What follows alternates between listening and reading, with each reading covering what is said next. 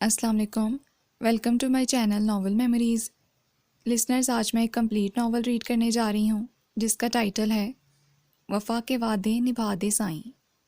چلیں novel start کرتے ہیں۔ نظامانی ہاؤس کا گیٹ ویسا ہی سنہرا اور چمکتا دمکتا تھا۔ دونوں اطراف اونچے لمبے سروں کے درخت ہوا سے دائیں بائیں ہلکورے لیتے اپنی ہی دھن میں تھے۔ ہار سنگھار کی بیل ایک جانب کو پھیلی ہوئی تھی اور اس کے گلابی اور سفید پھول دور تک یوں بکھرے تھے جیسے آنے والوں کا استقبال کر رہے ہوں۔ ڈھلتی شام جس کے فصوں پر کئی پرندوں کی مسلسل چہکار ضرب لگا رہی تھی، جبکہ گیٹ پار گہری چپ چھائی ہوئی تھی۔ اس وقت وہ حیران ہوا۔ نظامانی ہاؤس کا لان تو اس وقت خوب آوازوں سے بھرا ہوتا ہے، آج کیا ہوا؟ اور وہ ہاس اسی وقت یہاں کیوں آیا تھا؟ عارف سے بھی ایسا کوئی ضروری کام نہ تھا۔ وہ سر جھٹکا کر مسکرا دیا۔ اب دل اتنا بھی نادان نہ تھا کہ یہ بات نہ سمجھتا۔ کیا کوئی چہرہ یوں بھی حواسوں پر چھا جاتا ہے کہ پھر ہر منظر پر اسی کی چھاپ محسوس ہونے لگے، ہر نظارہ اسی کا رنگ چرایا ہوا لگے، صبح کی سفیدی اور شام کی سرخی میں اسی کے پیراہن کی جھلک ہو۔ پہلے اسے یہ سب تشبیہات افسانوی لگتی تھیں، مگر جب سے صحن دل پر نئے موسم اترے تھے تب سے ہر استعارہ حقیقت لگنے لگا تھا۔ وہ اسی مسرور سی کیفیت میں گھرا بائک سے اتر آیا اور ارادی نظر گیٹ کی چوڑی جالی کے پار ڈالی۔ سرخ روش پر چمکتی دمکتی پراڈو کھڑی تھی، اس سے آگے عارف کے نشان۔ دائیں طرف نیٹ کے آس پاس کوئی نہ تھا۔ اس کی روشن آنکھیں مانت پڑ گئیں۔ دل یکلہت بجھ سا گیا۔ اکثر وہ یہیں نظر آتی تھی، عارف یا مومل کے ساتھ پریکٹس کرتے ہوئے۔ بہترین بیڈمنٹن کھیلتی تھی، مجال ہے جو کوئی اس سے جیت جائے، اور وہ بھی ہار گیا تھا بن کھیلے ہی۔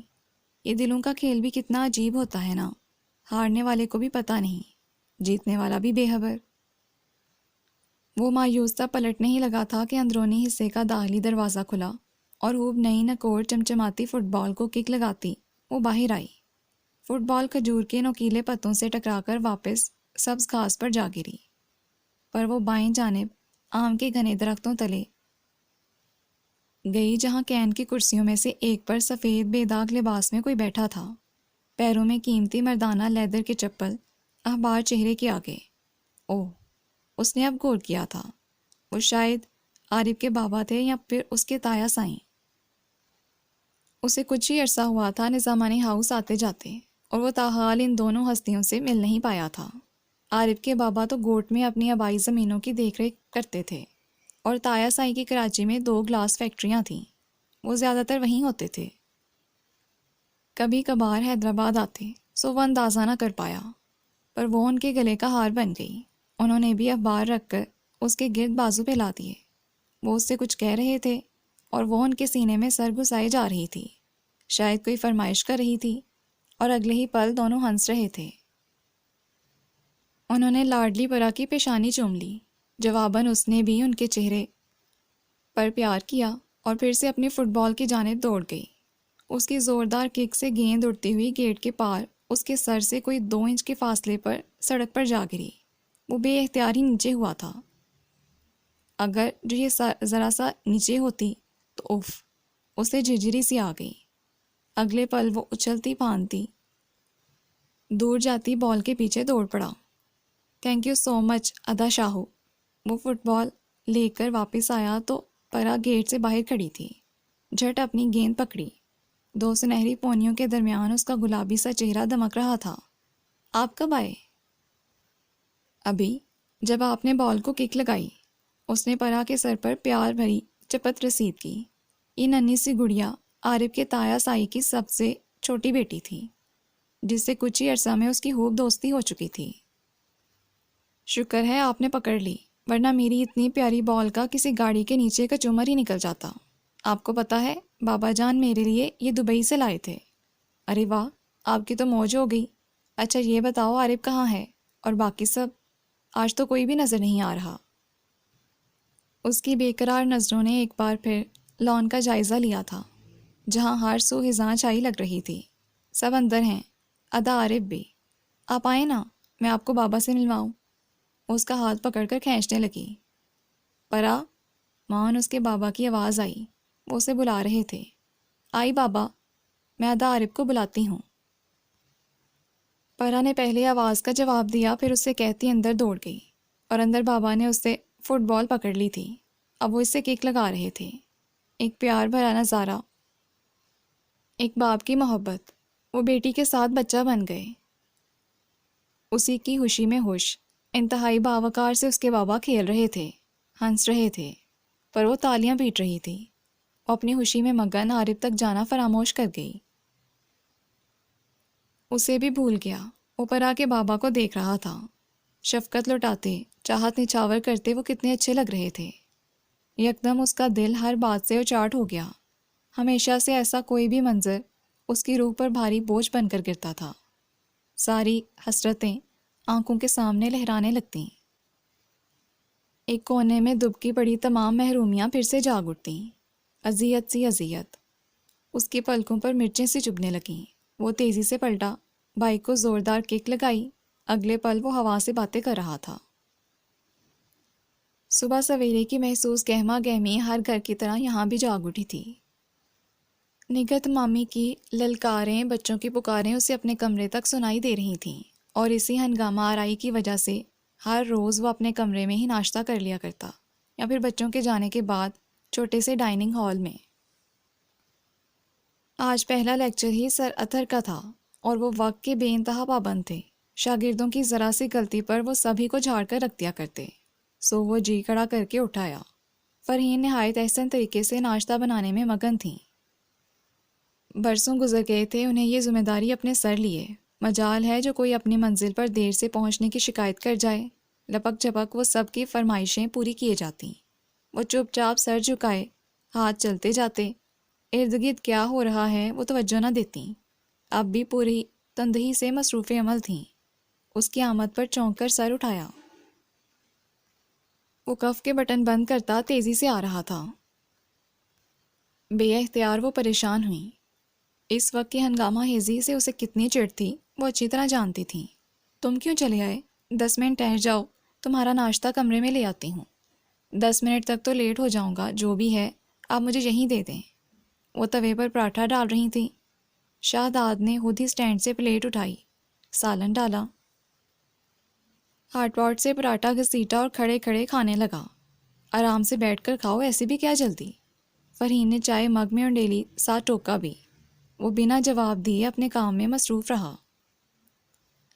تبھی مامی اندر آئیں۔ اسے دیکھ کر حیران ہوئیں اور عادت سے مجبور بولے بنا نہ رہ سکیں۔ ارے تم آج بڑی جلدی اٹھ گئے، خیر تو ہے؟ اور ذرا ٹھہر جاتے، بچوں کو تو ناشتہ کر لینے دیتے، ان کی وین بس آنے ہی والی ہے۔ آپا جلدی سے 2 پراٹھے اور ڈال دیں، بچوں کو لنچ باکس بھی دینے ہیں۔ وہ ہدایت دیکھ کر کچن سے نکل گئیں۔ شہداد نے بچ جانے والا آدھا پراٹھا واپس پلیٹ میں رکھ دیا۔ پورا کھاؤ، یہ چائے بھی پیو۔ فرحین نے دیکھا تو گھرک کر بولی۔ نگہت بھابھی کی تو عادت تھی بنا سوچے بولنا، اب کیا ہر بات دل پر لے لی جائے؟ وہ خود تو بے ہوش ہو چکی تھیں، پر اسے کیسے کرتی، جسے بے حد نازوں سے پالا تھا اور وہ حساس بھی بہت تھا۔ میں کھا چکا۔ شہداد کا دل تو نہیں چاہ رہا تھا، مگر صرف ماں کا خیال کرتے ہوئے کپ اٹھا لیا۔ ماموں آ گئے ہیں تمہارے، جاتے ہوئے مل لینا۔ مطمئن ہوتے ہوئے وہ اگلا پراٹھا بیلنے لگیں، ساتھ اسے متلا کیا۔ اچھا کب؟ چائے بے حد گرم تھی۔ ایک چسکی لیتے ہی اس نے جھٹ سے مگ رکھ دیا، پھر دوسرا حالی مگ پکڑا اور چائے ٹھنڈی کرنے لگا، جیسے بچپن میں ماں کر کے دیا کرتی تھی۔ رات کو تم سو گئے تھے، میں نے تو کہا جگا دیتی ہوں، پر اس نے منع کر دیا۔ اب تم مل لو اور اپنی فیس کی یاد دہانی بھی کروا دینا۔ ویسے تو میں نے بھی ہفتہ بھر پہلے کہہ دیا تھا اسے، لیکن میرے خیال میں بھول گیا ہوگا۔ 2 دن رہ گئے ہیں، پھر تم خود بھی پریشان ہوگے اور اسے بھی کرو گے۔ پتہ ہے نا اتنی رقم نکالنا ایک دم سے کتنا مشکل ہوتا ہے ایک کاروباری آدمی کے لیے۔ اگلوں کا موڈ دیکھ کر بات کرنا پڑتی ہے، انہوں نے ڈھکے چھپے لفظوں میں اسے سمجھایا۔ اس نے صرف سر ہلانے پہ اکتفا کیا، کہا کچھ نہیں۔ کچن سے نکل کر وہ ان کے کمرے کی جانب چلا آیا۔ آ جاؤ بھئی، دستک کے جواب میں ماما کی آواز آئی تھی۔ شاداب دروازہ دھکیل کر اندر داخل ہوا۔ وہ بیڈ پر نیم دراز اخبار دیکھ رہے تھے۔ کیسے ہو بھئی، پڑھائی کیسی جا رہی ہے تمہاری؟ اس کے سلام کے جواب میں انہوں نے پوچھا۔ بہت اچھی۔ اور وہ ماما جی، امی نے آپ سے کہا تھا میری فیس کے لیے۔ وہ اچھا بھلا بااعتماد انسان اتنی سی بات کہتے ہوئے ہکلا سا گیا۔ رجب ماما نے ابرو چکا کر اسے دیکھا، گویا یاد کر رہے ہوں، پھر سر ہلایا۔ ہاں ہاں یاد آیا، آپا نے کہا تو تھا۔ کب ہے آخری تاریخ؟ انہوں نے اخبار آگے کر لیا۔ پرسوں، اس نے بتاتے ہوئے بغور ان کا انداز دیکھا۔ وہ کیسا سرسری سا پوچھ رہے تھے۔ اوہو، اتنا کم وقت؟ ابھی تو میرا کراچی میں ہی اتنا خرچہ ہو گیا۔ اچھا چلو پھر کرتا ہوں کچھ، کل شام مجھے یاد کروا دینا، میں ادھر ادھر سے کر دوں گا بندوبست۔ کیا بتاؤں، کاروبار میں آئے دن اونچ نیچ ہوتی رہتی ہے، ایک تو ہمارے یہ ملک کے حالات۔ وہ اپنے رونے شروع کر چکے تھے۔ وہ ایک گہری سانس بھر کر رہ گیا۔ یعنی کل شام ایک بار پھر جان کر نکالم۔ نگہت مامی کھلے دروازے سے اندر آئیں۔ کیا کہہ رہا تھا یہ؟ اس کے کمرے سے نکلتے ہی ان کی تفتیش شروع ہوئی۔ ماما اخبار میں گپ جواب دینا غیر ضروری سمجھا، پر مامی بھی ایک کائیاں تھیں۔ چھوٹے کی یونیفارم بہت خراب ہو گئی ہے، کل بھی اس کی ٹیچر نے کہلوایا ہے کہ بچے کو نئی یونیفارم دلائیں۔ گڑیا کا بیگ کلاس میں کسی بچے نے بلیڈ سے کاٹ دیا، وہ روتی گئی ہے۔ بمشکل بھیجا ہے اس وعدے کے ساتھ کہ شام کو ہی نیا دلوا دوں گی۔ سب کی فیس بھی جمع کروانی ہے، نوٹس آیا رکھا ہے، ٹیسٹ بھی ہونے ہیں، پیپر فیس الگ۔ اور ہاں، چاچی سعیدہ کے بیٹے کی شادی ہے اسی ہفتے، وہاں کیا دینا دلانا ہے، بچوں کے کپڑے بھی چاہیے ہوں گے۔ میں نے شاپنگ پر جانا ہے، مجھے کچھ پیسے۔ اوہ خدا کا واسطہ ہے، چپ بھی کر جاؤ، تم ایک دفعہ منہ کھول لیتی ہو تو بند ہی نہیں کرتی۔ میرے کھانے پینے کی کوئی فکر نہیں، صبح صبح ہرچے سناؤ بس، حد ہو گئی ہے۔ انہوں نے اخبار دیوار پر دے مارا، بھناتے ہوئے باتھ روم چلے گئے۔ دوسروں کے ہرچے چپ چاپ سن لیتے ہیں، میں کچھ کہوں تو آگ لگ جاتی ہے۔ ان کی کمائی تو بس اوروں کے لیے ہے، میرا اور میرے بچوں کا تو مانو کوئی حق ہی نہیں۔ سارے جان بچا کر نکل گئے، ہم ہی پنس گئے ثواب کمانے کو۔ ان کی بڑبڑاہٹیں جاری تھیں۔ بھائی کے لیے ناشتہ لے کر آتی فرحین نے سب سنا۔ شاداب کو جھڑک کر فوراً اس کے دل سے کسی بھی ایسی بات کا اثر زائل کرنے کی کوشش کر لیتی تھیں، مگر اپنے دل کا کیا کرتی؟ ان کی اذیت کو کون کم کرتا؟ وہ الٹے پیروں واپس ہو لی۔ سرخ روش پہ کھڑی ماما نے دوپٹہ سر پہ جمایا، قرآنی آیات کا ورد کر کے گیٹ سے نکلتی پراڈو پر پھونک ماری، مومل پلٹ کر کین کی کرسیوں کی جانب چلی گئی۔ ٹیبل پر اس کی کتابیں اور نوٹ بک رکھی تھیں، اسے اپنی اسائنمنٹ مکمل کرنا تھی۔ انایا نے ریکٹ سنبھال لیا، مقابل سوہا تھی۔ عرفہ اور کاملہ جو صرف بابا جان کو سی آف کرنے کے لیے مارے باندھے کھڑی تھیں، فٹ سے ٹی وی لاؤنج کی جانب دوڑ گئیں۔ پرا نے سب کو بے فکری سے اپنی اپنی سابقہ مصروفیت کی طرف پلٹتے دیکھا، گویا کسی کو کوئی فرق ہی نہیں پڑا تھا، مگر اسے تو بہت زیادہ پڑتا تھا۔ اس کے پیارے بابا جا چکے تھے، پھر سے بہت سارے دنوں کے لیے، اب جانے وہ کب آئیں گے۔ وہ اسی پل اداسی میں گرنے لگی۔ سبھی اس سے پیار کرتے تھے، وہ سب کی لاڈلی تھی، ماما بھی خیال رکھتی تھی، مگر بابا سے اسے بے حد محبت تھی۔ وہ جب بھی چند ایک روز کے لیے آتے، وہ ایک ایک لمحہ ان کے ساتھ بتاتی، وہ بھی اسے سینے سے لگا کر رکھتے۔ یہ کچھ دن اس کے لیے عید بن جاتے۔ ان کے جانے پر دوپہروں اداس رہتی، ابھی بھی آنکھیں ڈبڈبائی ہوئی تھیں۔ وہ بڑی سست روی سے چلتی ہوئی آ رہی تھی۔ پرا دی ادھر آؤ۔ جی جی نے ہاتھ میں پکڑی تسبیح گود میں رکھ لی اور اسے آواز دی۔ انہوں نے اس کی آنکھیں پونچھی، ماتھا چوما، سب تھپ تھپایا اور اپنے ساتھ بٹھا لیا۔ بابا کو دعاؤں کے ساتھ رخصت کرتے ہیں، روتے نہیں۔ آج سے میری بیٹی میرے ساتھ کھانا کھائے گی اور میرے ساتھ سوئے گی، ٹھیک؟ اسے بہلایا۔ ٹھیک۔ پرا نے پہلے تو جوش سے سر ہلا دیا، پھر یکدم کچھ یاد آنے پر گردن گھما کر کوریڈور کے مشرقی سرے پہ لگے جھولے کو دیکھا، جہاں بیٹھی بڑی پھوپھی ایک ہی سمت گھور گھور کر دیکھے جا رہی تھیں۔ گول گول تھڑکتے ڈیلے، تنے نکوش، اکڑے اعضا۔ اس نے بے اختیار ان کی نظروں کا مرکز جانچا۔ سانولی اور صحت مند سی عام سے نکوش والے چہرے پر بے فکری اور خوشحالی کی گہری چھاپ لیے نیلے سوٹ میں ملبوس مما تھیں۔ اس نے پھر جھولے کی جانب نگاہ کی۔ وہاں انداز کچھ ایسا تھا جیسے کوئی چالاک بلی اپنے شکار پر جھپٹ پڑنے کو تیار ہو۔ وہ کچھ سہم کر چچی کے بازوں میں گھس گئی۔ بابا جب بھی آتے گھوڑ کا ایک چکر بھی ضرور لگاتے۔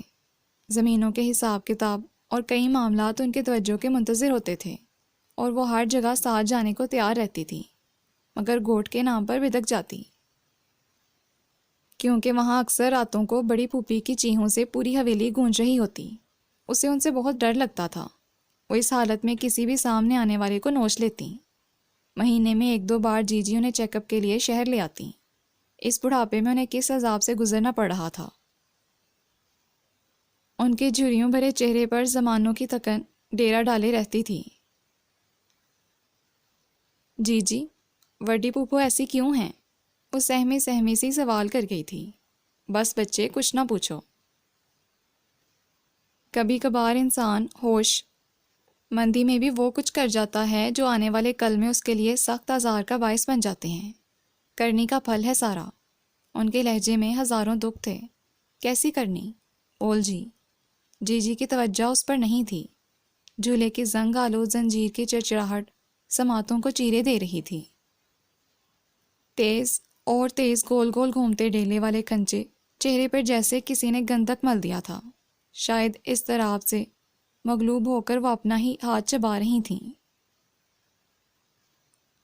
انہوں نے گھبرا کر ملازمہ کو آواز دے ڈالی۔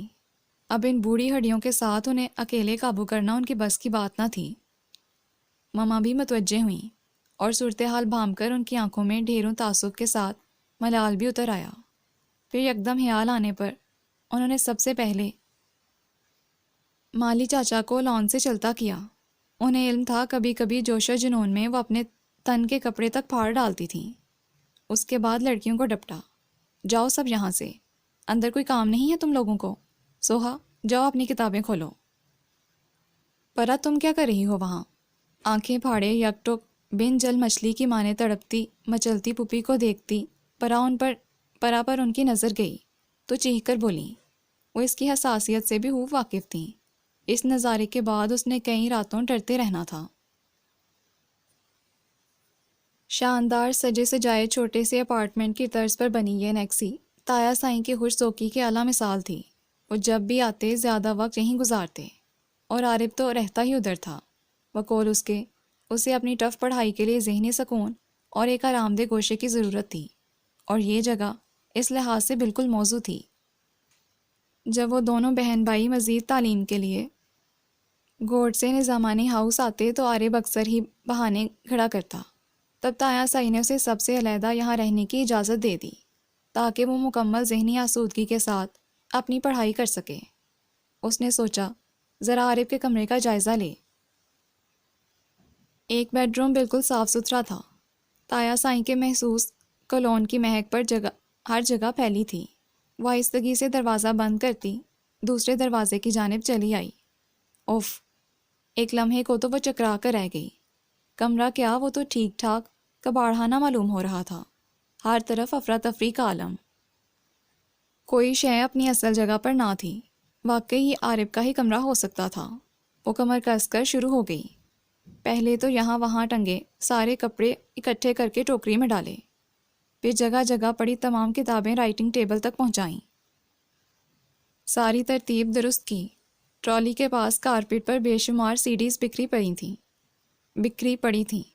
انہیں سمیٹ کر دراز میں ڈالا، بیڈ شیٹ جھاڑ کر بچھائی، صوفے کے کشن ٹھیک کیے اور دوزانوں بیٹھ کر سینٹرل ٹیبل صاف کرنے لگی تھی کہ اس کی نظر نیچے پڑ گئی۔ اوہ، تو یہ کرتوت ہیں صاحب بہادر کے۔ اس لیے الگ جگہ چاہیے تھی انہیں۔ وہ جی بھر کر کلسی اور ہاتھ بڑھا کر سگریٹ کے آج جلے ٹوٹوں اور راکھ سے بھری ایش ٹرے اٹھا لی۔ اب یہ ثبوت بابا جان تک پہنچ گیا تو درگت بنے گی جناب کی۔ اسے سوچ کر ہی مزہ آ گیا۔ وہ نظامانی خاندان کا اکلوتا چشم و چراغ تھا۔ صرف بابا ہی کیا، تایا سائیں بھی اسے بھرپور محبت اور توجہ میسر تھی۔ ہر طرف سے مکمل و آسودہ حال تھا وہ۔ اس کے باوجود یہ حرکتیں اسے سزا ضرور ملنی چاہیے۔ اس نے مذمم ارادہ کیا۔ سگریٹ کی ناگوار بو سے پورے کمرے میں محسوس ہونے لگی۔ اٹھ کر پردے ہٹائے، کھڑکی کھولی۔ ہرا بھرا لان نگاہوں کے سامنے آ گیا۔ آم کی ایک شاخ پر لٹکی شٹل کاک اور یہ کھڑکی۔ ہاں یہی کھڑکی تھی۔ یکلہت ساری کلفت از ارنچو ہو گئی۔ کھڑکی کیا کھلی کہ ایک اور کواڑ بھی کھل گیا۔ انایا کے یاقوتی لبوں پر دلاویز مسکان بھر گئی، آنکھوں میں ایک یاد کے دیپ جل اٹھے۔ وہ ایک بڑی خوبصورت سی شام تھی۔ ہوا خوب جھومتی ادھم مچاتی ہوئی، سارے درخت پودے بھی سرشار سے اس کے سنگ جھول رہے تھے۔ بیڈمنٹن اس کا جنون، اسکول کالج کے علاوہ بین الصوبائی سطح پر بھی وہ کئی مرتبہ جیت چکی تھی۔ جتنا فارغ وقت بچتا وہ سب اپنے شوق کی نظر کر دیتی۔ وہ کھیل کھیل کے تھکتی نہ تھی۔ اس دن مومل کا بھی موڈ نہیں تھا۔ کچھ دیر پہلے عارف کے ساتھ اس کی جھڑپ ہوئی تھی، مگر کسی بھی طرح منا کر وہ اسے نیٹ تک لے ہی آئی۔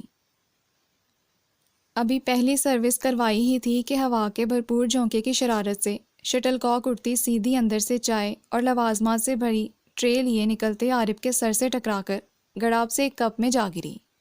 چائے اچھلی تو بسکٹ اور پکوڑے بھی نہا گئے، یعنی پورے 2 گھنٹے کی مشقت سے تیار ہوئی فرمائشی ٹرے کا ستیہ ناس۔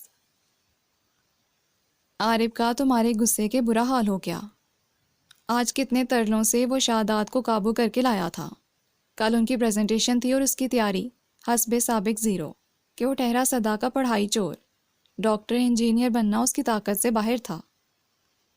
شادات سے دوستی کی وجہ یہ تھی کہ وہ حد درجے بیبا اور پڑھاکو بچہ تھا۔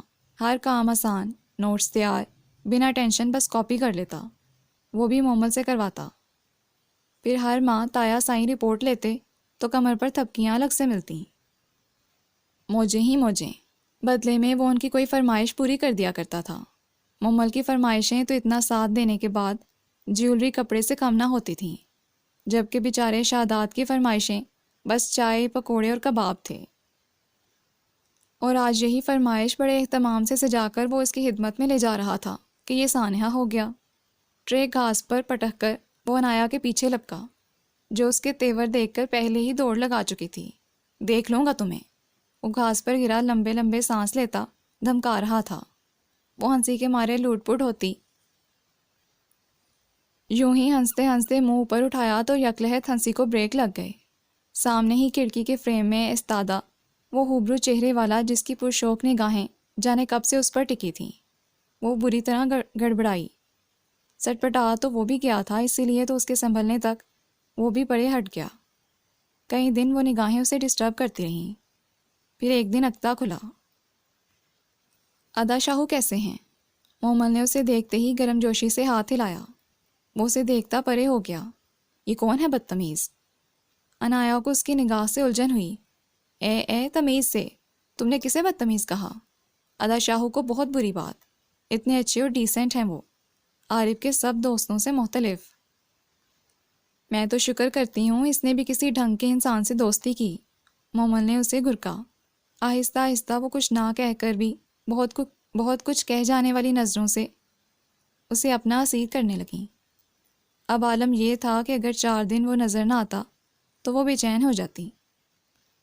کیا کر رہی ہیں آپا؟ فرا اسے ڈھونڈتی ہوئی ادھر آئی تو وہ چونک کر دیکھنے لگی۔ اس کا چہرہ دل فریب رنگوں سے جگمگا رہا تھا۔ کچھ نہیں، صفائی کر رہی تھی۔ میں بھی آپ کے ساتھ کام کروں؟ وہ آگے بڑھائی۔ باقی کی جھاڑ پونچھ دونوں نے مل کر کی۔ دونوں واش روم میں گرد سے اٹے ہاتھ منہ دھو رہی تھیں جب کمرے کا دروازہ کھلا۔ عارف اپنے ہی دھیان میں کسی سے بات کرتا آ رہا تھا۔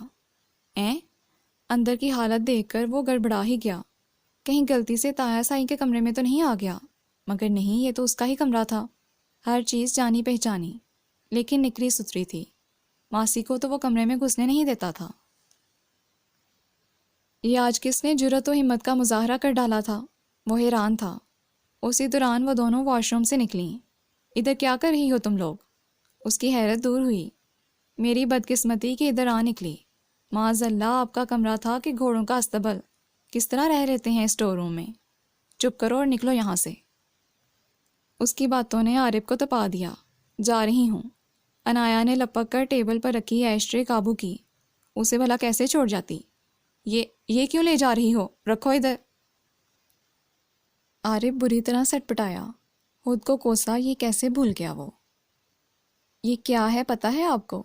اور یہ میں جی جی اور بابا کی خدمت میں پیش کروں گی، پھر پتہ لگے گا آپ کو. وہ اسے دھمکا رہی تھی. عارف دانت کچکچاتا رہا. انایا کی بچی، میں جان لے لوں گا تمہاری، واپس کرو مجھے. ارے واہ، اتنی آسانی سے؟ وہ چمک کر کہتی پیچھے ہٹی. کیسے دوستوں کی صحبت میں رہنے لگے ہیں، بالکل ہی بگڑ گئے ہیں. اب بابا اور اماں تک رپورٹ جائے گی نا، انیکسی میں آپ کے سارے لفنگے دوستوں کی آوت جاوت بھی بند کرواتی ہوں. وہ بولنے پر آئی تو منہ میں جو آیا بولتی چلی گئی. عارف نے بوکھلا کر ایک نظر دروازے پر ڈالی. بار بار کہہ رہا ہوں آہستہ بکو، مگر سنتی ہی نہیں ہو. کرا دی نا میری انسلٹ. اتنا اچھا دوست ہے وہ میرا. سب سن لیا ہوگا اس نے. کیا سوچتا ہوگا وہ؟ عارف کا بس نہیں چلا اس کی گردن دبوچ لیتا. ارے ادا شاہو آپ! پر اپنی ہی دھن میں بہت تیزی کے ساتھ کمرے سے نکلی تھی. سامنے اسے دیکھ کر رک گئی. وہ ہمیشہ کی طرح اسے دیکھ کر مسکرا بھی نہ سکا. کیسے ہیں آپ؟ وہ پوچھ رہی تھی. شاداب نے بڑی دقتوں سے خود کو کمپوز کیا، فقط سر ہلا دیا. یہ دیکھیں. ادا عارف کے کمرے میں سے کیا نکلا ہے. وہ سگریٹ پیتے ہیں. یہ زہر ہوتا ہے نا؟ وہ رازدارانہ انداز میں بولی. کیا آپ بھی سگریٹ پیتے ہیں؟ پر آنکھوں میں استفسار لیے اسے دیکھ رہی تھی. اس نے نفی میں سر ہلا دیا. کیا بات ہے، آپ کی طبیعت ٹھیک ہے؟ وہ اب تک ایک لفظ نہیں بولا تھا، اس لیے پرا کو تشویش ہوئی. اب بھی شاداب نے صرف سر ہلانے پر اکتفا کیا. تبھی وہ اندر سے نکلی. شاداب نے نظر پھیر لی. اب اتنی حفقی کا حق تو رکھتا تھا وہ. آپا، ادا شاہو سگریٹ نہیں پیتے. آپ نے ہوا مہا اتنی باتیں سنا دیں. وہ جو یوں ہی چپ چاپ کھسکنے کا ارادہ کیے ہوئے تھی، اس کی بات پر بے اختیار رک کر صفائی دے گئی. میں نے انہیں تو کچھ نہیں کہا. لیکن ادا ناراض ہو گئے ہیں، کوئی بات ہی نہیں کر رہے. پرا بے شک بچی تھی مگر کمعقل ہرگز نہیں تھی. سوری. جب وہ رکی گئی تھی تو پھر معذرت کر لینے میں بھی کوئی آڑ نہیں تھا. کم از کم دل سے بوجھ تو ہٹ جاتا. شاداب کی ناراض نظریں بے ساختہ اس کی جانب اٹھی تھیں. انگلیاں مروڑتی، پلکیں جھپکتی. پزل سی وہ بالکل بدلی ہوئی لگ رہی تھی. اور انایا کا یہ مختلف سا روپ اس کا دل بھی بدل گیا تھا. ساری کلفت دور ہو گئی تھی. اس کے ایک سوری نے روح پر پڑی ساری گرد اڑا دی. سارے منظر نکھر گئے. آپ ادا عارف کو سمجھاتے کیوں نہیں؟ آپ خود تو اچھے ہیں، اتنے اچھے ہیں، ان پر آپ کی صحبت کا اثر کیوں نہیں آیا؟ پلیز انہیں سمجھایا کریں. مزید اس کے الفاظ اندر تک ٹھنڈ ڈال گئے. وہ اس کی تعریف کر رہی تھی. چلو پرا. وہ آگے بڑھی. اس نے جھپٹ کر ایش ٹرے کھینچ لی. میں عارف کو سمجھاؤں گا، ڈونٹ وری. اب ایسا بھی کیا خوشی سے ہونٹ سی لینا. اسے تسلی دینے کو واہر کار بول اٹھا. Thank you. وہ مطمئن سی پرا کو لے جا چکی تھی اور بے اختیار اس کا دل مچلا یاہو کا نعرہ مارنے کو. مگر عارف کتاب لے آ رہا تھا، سر نیچا کیے. یقیناً وہ شرمندہ ہو رہا تھا مگر وہ بہت خوش تھا. عارف کو ساتھ بٹھا لیا. ایش ٹرے اس کی گود میں پٹھی اور آئندہ نہ پینے کا وعدہ لے کر ہی اٹھا تھا. نوٹ بک سنبھالتا وہ تیزی سے سیڑھیاں اترتا آ رہا تھا. دفتر نگاہ سامنے اٹھ گئی. راہداری کے اختتام پر گول ستون کے ساتھ ٹیک لگائے، تنگ پاجامے، اونچی سی شرٹ دوپٹے کے نام پر گلے میں ڈوری سی لٹکائے. وہ یقیناً راہیلہ سومرو تھی. لڑکی کی اس جانب پشت ہونے کی وجہ سے وہ اس کی ڈریسنگ سے اندازہ ہی کر پایا تھا. جبکہ اس کے سامنے سینے پر ہاتھ باندھے بڑے مؤدبانہ انداز میں کھڑے لڑکے پر اسے گمان ہی نہیں یقین تھا. عارف نظامانی ہر دوسرے روز ایک آدھ کلاس بنک کر کے ان چکروں میں پڑا رہتا. پھر اسے ڈبل اسائنمنٹ بنانا پڑتی، اپنی بھی اور اس لفنگے کی بھی. نہیں سدھرے گا. دانت کچکچاتا سر جھٹک کر وہ پارکنگ میں چلایا. ابھی وہ گاڑی گیٹ کی جانب موڑ رہا تھا کہ عارف کو اپنی طرف آتے دیکھا. بڑی جلدی میں ہو؟ کہیں ہاس پہنچنا ہے کیا؟ میں نے تو واقعی پہنچنا ہے، لیکن میٹنگ تو تمہاری بھی بہت ہاس لگ رہی تھی. میں تو سمجھا اب لنچ بھی ہوگا. وہ اس کی حرکتوں پہ جلا بنا کلس کر بولا. عارف نے بلند کہا لگایا. جلنے والے کا منہ کالا۔ جلتا ہے میرا جوتا۔ شاداب نے پاؤں پٹھا، چابی گھما کر کک لگائی، مگر یہ کیا، بائک نے چوں بھی نہ کی۔ وہ پریشان ہو کر نیچے اترا۔ کیا ہوا؟ تیری لاڈو پھر دگا دے گی تجھے؟ آؤ میں تجھے ڈراپ کر دوں۔ شکریہ جا کر انہیں کو ڈراپ کرو جن کے ساتھ وقت برباد کر رہے تھے۔ وہ بہت غصے میں تھا۔ یار میں نے کون سا ڈگری لے کر نوکری ڈھونڈنی ہے، اپنی تو موجیں ہی موجیں ہیں۔ بابا سائیں اور تایا سائیں کا تمام کاروبار میرا ہی تو ہے۔ وہ ہر طرف سے بے فکر تھا۔ بابا سائیں کے کاروبار کی سمجھ تو آتی ہے، مگر یہ تایا سائیں کا کاروبار کیوں؟ شاداب کو چنبا ہوا۔ ارے یار سمجھا کرو نا، تایا سائیں کی 5 بیٹیاں ہیں، بیٹا تو کوئی ہے نہیں، پھر میں ان کا بڑا داماد بنوں گا تو قانونی اور شرعی طور پر حقدار اور وارث تو میں ہی ہوا نا۔ اسے اپنے مطلب کی ساری باتیں آتی تھیں۔ اچھا چل چھوڑ، آ جا، میں تجھے ڈراپ کر دیتا ہوں۔ مہربانی، میں ٹیکسی کر لیتا ہوں، زبیدہ کالج تک جانا ہے مجھے۔ اس نے بائک کو لاک کر کے چابی نکالی۔ زبیدہ کالج اور تم؟ اللہ رے، یہ کب سے ہونے لگا؟ عارف نے چھیڑا۔ بکواس نہ کر، دوں گا ایک الٹے ہاتھ کا۔ مینا آنی کو پک کرنا ہے وہاں سے۔ اوہ سو سویٹ، مینا آنی، وہ کب آئیں کراچی سے؟ سچ میں تو حیران ہوتا ہوں، تم نے ان سے کوئی ایک بات بھی نہیں لی، کم از کم تھوڑا سا مسکرانا ہی سیکھ لیتے۔ زیادہ باتیں نہ کر، چلنا ہے تو ٹھیک، نہیں تو میں چلا۔ ہاں ہاں چل، اسی بہانے آنے سے بھی ملاقات ہو جائے گی۔ اتفاق سے میں بھی کالج تک ہی جا رہا تھا۔ عارف نے اس کے کندھے پر ہاتھ رکھ کر آگے دھکیلا۔ یہاں سے دل نہیں بھرتا کہ اب وہاں بھی جا رہے ہو؟ شاداب نے چوٹ کی۔ وہ ہنس دیا۔ اور کس قدر حیران کن اور خوشکن ہوتے ہیں وہ لمحات جب اچانک ہی دل کی کوئی مراد بھر آئے۔ تب سمجھ میں نہیں آتا کہ پہلے حیران ہوا جائے یا خوش، اور ایسی کیفیت آپ کے چہرے پر کیسے رنگ اور ہونق پر بکھیر دیتی ہے، ضرور علم ہو جائے اگر آئینہ دیکھ لیا جائے۔ تب سوائے ہنسی کے اور کچھ نہ سوجے۔ وہ بھی ہنس رہا تھا، مگر پڑا کی آڑ لے کر، جو اسے جانے کیا کیا چٹکلے سنانے میں مگن تھی۔ باقی اس سمیت سب مینا آنی سے یوں ہشکپیوں میں مگن تھیں گویا ان سے پرانی جان پہچان ہو۔ وہ کسی بات پر ہنس رہی تھی، اور شاید وہ جانتی تھی کہ ہنستے ہوئے وہ کس قدر دلکش لگتی ہے۔ سفید یونیفارم میں، سرمئی اسکارف کے حالے میں مقید اس کا سرخ چہرہ نہایت دلاویز لگ رہا تھا، مگر ہائے افسوس کہ وہ چند پل ہی دیکھ سکا۔ وہ عارف کی بہن تھی اور اتنا احترام لحاظ تو اس میں بھی تھا ہی، اور پھر وہ چند پل ہی تمام دن اس کے حواسوں پر چھائے رہے۔ شاداد، ذرا اپنا سیل دینا، ہمدان سے بات کی تھی کہ میرے فون کی بیٹری ختم ہو گئی۔ مینا آنی بولتی ہوئی آئیں۔ وہ ہتھیلی ٹھوڑی تلے رکھے اپنے ہی آل میں گویا چونک کر سیدھا ہوا۔ خیر تو ہے لڑکے، کدھر ہو تم؟ انہوں نے جانچتی نگاہوں سے اس کا جائزہ لیا۔ وہ ہنس پڑا۔ کہیں نہیں، آپ کہیں کیا کہہ رہی تھیں؟ کہیں نہ کہیں تو تھے صاحبزادے، اب بتانا نہ چاہو تو اور بات ہے۔ تمہارے چہرے پر یہ رنگ میں پہلی بار دیکھ رہی ہوں، کیا کوئی خزانہ مل گیا ہے؟ وہ بڑے اطمینان سے بیڈ کی پائنتی پر ٹک گئیں، یعنی پوری تفصیل جانے بغیر چھوڑیں گی نہیں۔ وہ خوب واقف تھا ان کے انداز سے۔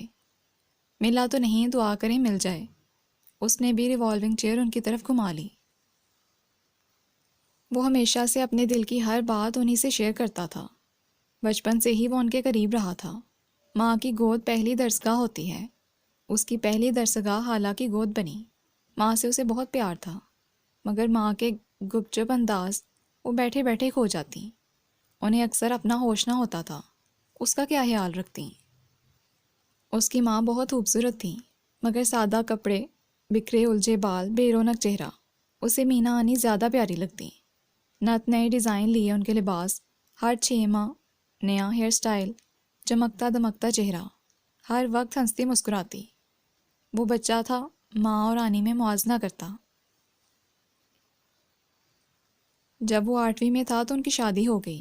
وہ خوب رویا، مگر وہ چلی گئیں میجر الیار بلوچ کے ہمراہ، اور ان پر یہ بھید ایک ہفتے میں ہی کھل گیا تھا کہ میجر صاحب پہلے بھی خیر سے شادی شدہ اور 3 بچوں کے والد محترم ہیں۔ نانا اور نانی تک یہ خبر کسی کے توسط 6 ماہ بعد پہنچی۔ نانا نے تو دل ہی پکڑ لیا۔ نانی سر پر ہاتھ مار مار کر رو رہی تھیں۔ وہ بیچاری چپ چاپ سہ گئیں کہ فرحین کا دکھ ہی کیا کم ہے کہ میں بھی بھاری سل بن جاؤں۔ میجر صاحب جیسے بھی تھے ان کے حق میں اچھے ہی تھے۔ قدرت نے اولاد کی نعمت سے نواز دیا تو وہ ہر دکھ بھول گئیں۔ ان کا لاڈلا پیارا ہمدان، اس سے ان کی ہر خوشی وابستہ تھی۔ سو زندگی اب بہت سہل گزر رہی تھی، اور یہی زندگی کسی کے لیے کس طرح تنگ تھی اس کا بھی انہیں خوب احساس تھا۔ ماں باپ کے بعد فرحین اور شاداب کے بے ضرر سے وجود بھائی کس دل سے برداشت کر رہا ہے انہیں اچھی طرح علم تھا۔ سو خود ہی بن کہے ان کے کئی بوجھ بانٹ رکھے تھے۔ شاداب کو وہ اپنا پہلا بیٹا کہتی ہی نہیں مانتی بھی تھیں۔ وہ ہمیشہ سے ان کے بن کہے دل کا حال جانتی آئی تھیں۔ اب بھی جان گئیں، مسکرا کر کہنے لگیں، ہاں ہاں ضرور دعا کروں گی، لیکن اس خزانے کا نام تو بتاؤ۔ اور ایک پل کو تو شاداب کا منہ کھلا، پھر وہ جی جان سے ہنس دیا۔ آپ بھی نا خوب کمال ہیں آنی، آپ کو کیسے خبر ہوئی؟ ارے بھائی میں تو اڑتی چڑیا کے پر گن لوں، آخر فوجی کی بیوی ہوں، کوئی مذاق ہے بھلا؟ چلو اب سیدھی طرح بتاؤ کیا نام ہے، کہاں رہتی ہے، کیا کرتی ہے، وغیرہ وغیرہ۔ وہ اپنی جگہ سے اٹھ کر ان کے پاس آ بیٹھا، اور پھر وہ ان سے کچھ بھی نہ چھپا پایا، تمام حقائق دل کہتا چلا گیا۔ تو یہ ہے معاملہ، بہت پیاری لڑکی ہے، ویری انوسینٹ اینڈ سمپل، اچھی لگی مجھے، تمہاری پسند تو لاجواب ہے۔ سچ آنی؟ وہ بے انتہا خوش ہو گیا۔ ہاں بھئی اس میں کوئی شک نہیں، تم تو بہت تیز نکلے، ماں کی جوتیاں بجا لیں، اسے تو بیٹھے بٹھائے بہو مل جائے گی۔ ٹھہرو ذرا، اسے بھی خوشخبری سناتی ہوں۔ وہ اٹھنے لگیں۔ شاداب نے جھٹ کندھوں سے تھام کر دوبارہ بٹھایا۔ اوفو آنی، آپ بھی نہ ہمیشہ بہت فاسٹ رہتی ہیں، تھوڑا دم تو لیں، آپ کو پتہ ہے ابھی میرے بہت سے پلان زیر تکمیل ہیں۔ شادی کا تو ابھی دور دور تک نام و نشان نہیں، پہلے میں امی کے خواب پورے کروں گا، پھر اپنے بارے میں سوچوں گا۔ اس کا پرعزم چہرہ عجب لو دے رہا تھا۔ زرمین نے بے اختیار اس کی روشن پیشانی چوم لی۔ تم تو بہت سمجھدار ہو گئے ہو، واقعی تمہاری ماں کا بہت حق ہے تم پر، تمہیں تو علم بھی نہ ہوگا کیسے کیسے دکھ اٹھائے ہیں تمہارے اس سنہرے مستقبل کی خاطر اس نے۔ چپ چاپ اس گھر کی خادمہ بننا بھی منظور کر لیا۔ اب تمہارے اولین فرائض میں شامل ہے کہ تم پوری توجہ سے اپنا CMA مکمل کرو۔ اللہ تعالیٰ تمہیں شاندار کامیابی عطا کرے، پھر اچھی جاب کا مسئلہ ہی کوئی نہیں ہوگا انشاءاللہ۔ انہوں نے اس کا شانہ تھپکا۔ وہ اپنے ہی کسی دھیان میں گم تھا، گمسم کھویا کھویا۔ اول تو اس کے باپ کا تذکرہ کوئی کرتا ہی نہ تھا، اور اگر کبھی کہیں ذکر چھڑ ہی جاتا تو اس کے لیے کبھی اچھے الفاظ استعمال نہیں ہوئے تھے۔ بہت سے باپ دیکھے تھے اس نے، سب ہی بے حد اچھے تھے، اپنے بچوں سے پیار کرنے والے، ان کے لاڈ اٹھانے والے۔ تو کیا صرف اس کا باپ کیوں اچھا انسان نہیں نکلا؟ ہوش سنبھالنے سے اب تک یہ سوئی اس کے سینے میں گڑی تھی اور اکثر بے اندازہ درد دیتی تھی۔ اب بھی یہ تکلیف بہت شدت سے پورے جسم میں پھیلی تھی۔ آنی، کیا واقعی میرے بابا بہت برے تھے؟ بہتر ہوگا تم یہ سوال اپنی ماں سے کرو، سارا سچ تو وہی تمہیں بتا سکے گی۔ زرمین نے ہمیشہ کی طرح گریز کی راہ اختیار کی۔ ان سے تو پوچھ پوچھ کر تھک گیا ہوں، ایک لفظ نہیں کہتی، نہ اچھا نہ برا۔ میں بچہ نہیں رہا، بڑا ہو گیا ہوں، میرا حق ہے کہ میں اپنے باپ کے متعلق جان سکوں۔ وہ جیسے پھٹ پڑا، تو یہ تمہاری ماں کی اعلیٰ ظرفی ہے بیٹا۔ اگر وہ ہزاروں زخم کھا کر بھی اس شخص کی اولاد کو اس کی بابت سچ نہ بتا سکے تو پھر وہ یہی چاہتی ہے کہ تمہاری نظروں میں تمہارے باپ کا تراشا ہوا پیکر ویسے ہی چمکتا دمکتا رہے جیسا تم نے اسے پالش کیا ہے۔ مت پوچھا کرو کیوں آزماتے ہو اس بیچاری کا ضبط، خود کو بھی فضول سوچوں میں مت الجھاؤ، اپنی سٹڈیز پر پوری توجہ دو۔ اور اب چلو اچھے بچوں کی طرح پڑھو۔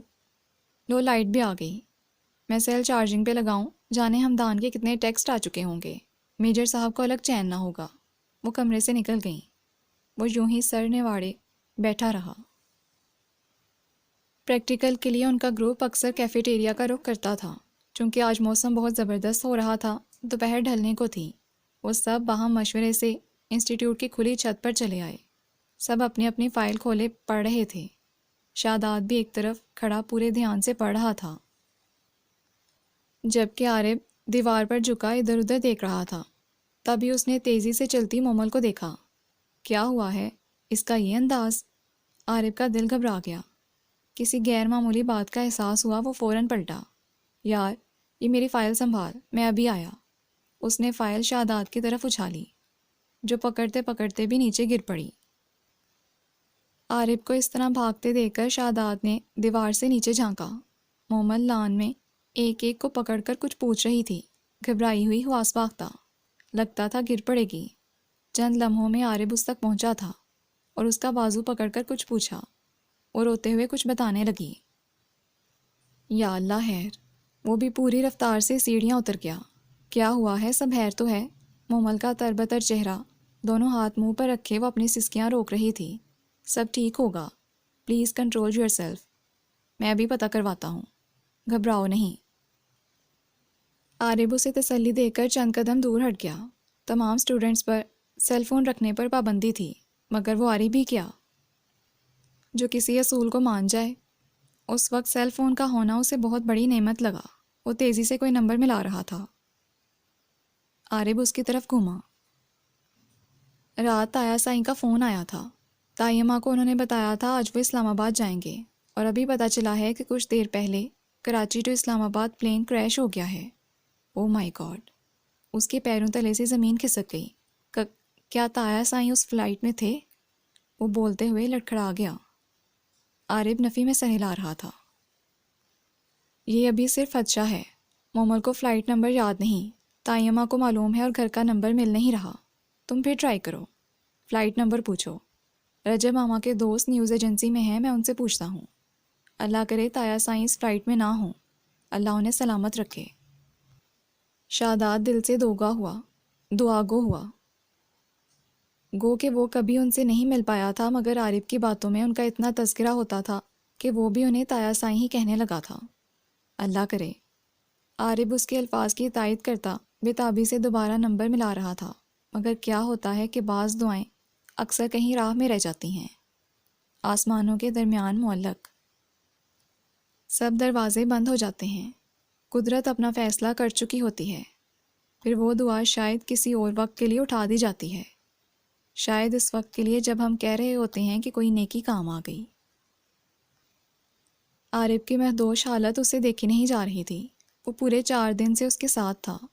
چوتھے دن وہ ایک تابوت میں تایا سائیں کی سربریدہ، کٹی پٹی، کئی حصوں میں بٹی لاش، ٹوٹی اینک، ایک مسخ شدہ بریف کیس لے کر ان کے آبائی کوٹ پہنچے تو قیامت سے قیامت تھی۔ کوہرام بپا ہو گیا۔ وسیع و عریض شاندار حویلی میں تل دھرنے کو جگہ نہ تھی۔ ہر کا آنکھ اشک بار تھی۔ صرف عورتیں ہی نہیں، شاداب نے دیکھا اپنے ہر دل عزیز سائیں کی اس قدر اذیت ناک موت پر مرد بھی دھاڑے مار مار کر رو رہے تھے۔ علاقے کا بچہ بچہ حویلی والوں کے دکھ میں برابر کا شریک تھا۔ نماز جنازہ میں ہزاروں لوگ شامل ہوئے۔ انہیں آخری آرام گاہ تک پہنچانے والوں میں وہ بھی تھا۔ اس نے اپنے ہاتھوں سے مٹی ڈالی۔ عارف دل سے ممنون تھا۔ ہر لمحہ وہ اس کے ساتھ رہا تھا، کاندھے سے کاندھا ملائے، مضبوط سہارے جیسا، اور وہ خود جتنا تھک چکا تھا اتنے ہی آرام کی ضرورت اسے بھی تھی۔ اسی لیے وہ اسے اتاق یا حویلی کے مہمان خانے میں ٹھہرانے کے بجائے سیدھا اپنے کمرے میں لے آیا تھا۔ عارف کے کپڑے لے کر وہ واش روم میں گھس گیا۔ دونوں ہی ایک بھرپور نیند کے طلبگار تھے۔ نہا دھو کر کھانا کھاتے ہی جو بستر پر لیٹے تو کب آنکھ لگی خبر ہی نہ ہوئی۔ جانے رات کا کون سا پہر تھا جب کہیں شور و گل مچ گیا۔ کچھ آوازیں تھیں، کوئی چیخ رہا تھا، چلا رہا تھا۔ شاداب ہڑبڑا کر اٹھ بیٹھا۔ عارف بے خبر سو رہا تھا۔ کمرے کا دروازہ زور زور سے دھڑدھڑایا جا رہا تھا۔ وہ اٹھا اور دروازہ کھول دیا۔ لپک کر اندر آنے والی عنایا تھی، شدید گریا سے سوجی آنکھیں، بکھرے بال، بنا دوپٹے کے۔ وہ بے دھیانی میں اسے ہی عارف سمجھی۔ وہ اس کا سوٹ پہنے کھڑا تھا اور اس کے کمرے میں بھی۔ وہ جلدی جلدی بولے گئی۔ اس نے فوراً عارف کو جگا دیا۔ عنایا منہ پر ہاتھ رکھے کھڑی رہ گئی، کبھی اسے دیکھتی کبھی عارف کو۔ جی کو ہارٹ اٹیک ہوا تھا۔ وہ ذرا سی بھی دیر کیے بنا انہیں لیے شہر بھاگے۔ بھئی کمال ہو گیا، جوانی ہم پر بھی آئی، دوستیاں ہم نے بھی پالی، مگر ایسے سدائی نہ ہوئے۔ تم نے تو حد ہی کر دی۔ تایا اس کا چلا گیا اور غم تم منا رہے ہو. کتنے دن ہو گئے؟ کچھ اپنی پڑھائی کی فکر بھی ہے کہ نہیں؟ کتنا نقصان ہو گیا ہوگا اتنے دنوں میں. اتنی مہنگی تعلیم تو میں یوں ہی نہیں دلوا رہا. میرے پلے کچھ نہ بھی ہو مگر کہیں سے بھی کر کے تمہاری باری فیسیں بھرتا ہوں. اس لیے نہیں کہ تم جو جی میں آئے کرتے پھرو. تم سے باس ورس کا پورا حق رکھتا ہوں. کچھ خبر بھی ہے کتنے دنوں بعد گھر آئے ہو تم؟ سر شام ملگجے حلیے میں بڑی شیو پسمردہ چہرے ساتھ نے ڈھال سے وہ گھر میں داخل ہوا تھا کہ رجب ماما نے آڑے ہاتھوں لے لیا. وہ چپ چاپ سنے گیا. انہیں کوئی بھی وضاحت دینا بیکار تھا. تو اور کیا، ہم جانے کیسے اپنے بچوں کے منہ سے نوالے چھین چھین کر تم پر پیسہ لگا رہے ہیں کہ چلو تمہارا مستقبل بہتر ہو جائے، ماں کا آسرا ہی بن جاؤ، مگر تمہیں تو کوئی فکر ہی نہیں. خواہ مہا کی یاریاں لگا رکھی ہیں. نگت مامی مسالہ نہ چھڑکیں، ایسا تو کبھی ہوا ہی نہ تھا. فرحین آوازیں سن کر باہر آئیں. تم کب آئے؟ ممتا بھری بےتابی سے چہرے کو چھوتے ہوئے انہوں نے سوال کیا. نہ گلا نہ غصہ، ماں تھی نا. اس کا گرد آلود چہرہ تمام کہانی سنا تو رہا تھا. وہ اس سے اور کیا پوچھتی؟ ابھی. شاداد نے یک لفظی جواب دیا. تم نہا لو، میں کھانا لے کر آتی ہوں. وہ سر ہلا کر کمرے کی جانب بڑھ گیا. سنبھالو آپا اس لڑکے کو، مجھے تو اس کی صحبت ٹھیک نہیں لگتی. کل کلاں کو تمہارے لیے کوئی مصیبت نہ کھڑی کر دے. اسے اپنی پڑھائی کی کوئی فکر ہی نہیں ہے. میری کسی بات کا کوئی جواب ہی نہیں ہے اس کے پاس. حد ہو گئی، اتنی اکڑ ہے اس لڑکے میں. آخر ہے نا ایک بدگماش باپ کا بیٹا، ہون کا اثر تو آئے گا ہی. وہ جانے کس بات پر ہار کھائے بیٹھے تھے. فرحین نے تڑپ کر انہیں دیکھا. وہ آدمی دوسروں کی نظر میں چاہے کتنا بھی برا سہی، مگر ایسا تانا کبھی بھی برداشت نہیں ہوتا تھا، کیونکہ انہوں نے کبھی اسے قصوروار جانا ہی نہیں تھا. ان کا بیر تو ان کی تقدیر رہی تھی. سارے جرم تو نصیبوں کے نکلتے تھے، پھر دفعہ اس پر کیوں لگتی تھی؟ مگر مصیبت یہ تھی کہ وہ کبھی کسی کو سمجھا ہی نہیں سکتی تھیں. وہ خاموشی سے کچن کی جانب چل دیں. یہ لیں، آپ یوں ہی اپنا خون جلاتے رہتے ہیں، ان ماں بیٹے پر تو کوئی اثر ہی نہیں. اگلے کو پاگل ہی سمجھتے ہیں، اللہ جانے کس مٹی سے بنے ہیں. فرحین نے سب سنا اور چولہے کی آنچ تیز کر دی. ایسے ہی آنچ ان کے دل کو بھی گھیر رہی تھی. چپکے سے 2 آنسو دوپٹے میں جذب ہو گئے. جی جی کی حالت اب خطرے سے باہر تھی. وہ ہوش میں تو تھی مگر بے ہوشوں جیسی. چند دنوں میں ہی ان کا چہرہ برسوں کا بیمار دکھنے لگا تھا. بے حد لاڈلے اور پیارے بیٹے کی اچانک موت نے انہیں آدھا مار دیا تھا. ان کا زخم خوردہ دل اس بوجھ تلے بمشکل سانسیں لے رہا تھا. ان کی حالت کے پیش نظر عارب نے گھوٹ سے مومل اور عنایا کو بلوا لیا. وہ دونوں بڑی پوتیاں جی جی کی لاڈلی اور ان سے زیادہ قریب تھیں. اس وقت انہیں بے حد دلجوئی کی ضرورت تھی. اتنے دنوں سے اسپتال میں عارب ہی تھا. ان کے آنے سے کچھ بے فکری ہوئی تو اپنی شدید تھکن کا احساس بھی جاگا. مسلسل بیداری اور پریشانی سے آنکھوں کے گرد ہلکے نمایاں ہو گئے تھے. وہ کچھ دیر آرام کرنے کی غرض سے گھر جانے کے لیے نکلا تھا کہ سامنے سے آتے شاداد کو دیکھ کر رک گیا. جی جی کیسی ہیں؟ وہ پوچھ رہا تھا. پہلے سے بہتر ہیں. اس نے دیکھا شاداد کے عقب میں سیاہ چادر لیے یقیناً فرحین تھیں، اور وہ جانتا تھا وہ گھر سے بہت کم نکلتی تھیں. اب اگر وہ ان کا دکھ بانٹنے آئی تھیں تو بڑی بات تھی. اس نے دوبارہ کمرے کا رخ کیا.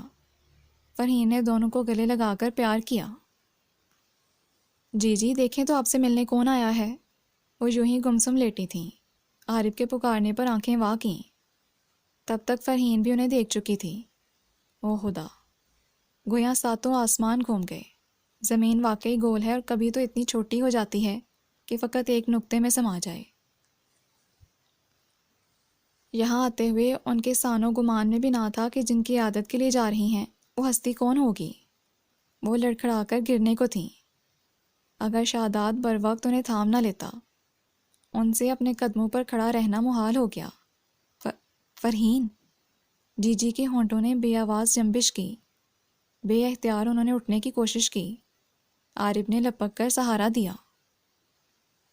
ان کا ناتواں جسم ریشہ زدہ تھا. وہ یکٹک دیکھے جا رہی تھیں. اس کے پیچھے ہی وہ کھڑا تھا. وہی شہد رنگ بال، چوڑی پیشانی، ویسے ہی دل موہ لینے والی آنکھیں. وہی پرغرور کھڑی ناک، ویسے ہی کٹاؤ والے ہونٹ۔ وہ بے قراری سے پکاری، کرمداد، کرمداد میرے بچے، میرے شہزادے، ادھر آؤ میرے پاس۔ کیا ہو گیا ہے جی جی؟ ہوش کریں، میرا دوست ہے شاہو۔ عارف کو ان کی دماغی حالت پر شبہ ہوا۔ مومل اور عنایا بھی پریشان سی دیکھ رہی تھیں۔ نہیں نہیں، یہ کرمداد ہے، دیکھو اسے پہچانو، غور سے دیکھو، یہ تو بنا بنایا میرا کرمداد ہے۔ اس کی تصویر، اس کا بیٹا۔ ان کے کیے گئے انکشاف نے جہاں ان تینوں کو گنگ کر دیا، وہیں شاداب کے پیروں تلے سے زمین سرک گئی۔ وہ تو جیسے زلزلے کے جھٹکوں میں تھا۔ فرحین، فرحین، دیکھو میرا بیٹا چلا گیا۔ اسے اپنے بیٹے کو دیکھنے کی بڑی آس تھی، اسے ایک نظر دیکھنے کو ترستا چلا گیا۔ وہ کسی سے اپنا دکھ نہیں کہتا تھا، مگر میں جانتی ہوں اسے وچھوڑے نے اندر ہی اندر مار دیا تھا۔ ہم نے تمہارا دل دکھایا، بڑی سزا کاٹی ہے ہم نے۔ میری زیب کئی سالوں سے بھگت رہی ہے۔ فرحین، ہمیں معاف کر دو، میری بیٹی کو معاف کر دو، میرے کرمداد کو معاف کر دو، ہمیں معاف کر دو۔ وہ ہاتھ جوڑے زاروں قطار ہو رہی تھیں۔ سب نے اپنے اپنے جرم کی سزا پا لی۔ مجھے کس جرم کی سزا ملی؟ ہسارا کس کے حصے میں زیادہ آیا؟ فیصلہ کون کرے گا؟ حلق سے نکلتی چیخوں کو منہ پر ہاتھ رکھے روکتی فرحین تیزی سے کمرے سے نکل گئیں۔ شاداب میں ہلنے کی سکت نہ تھی۔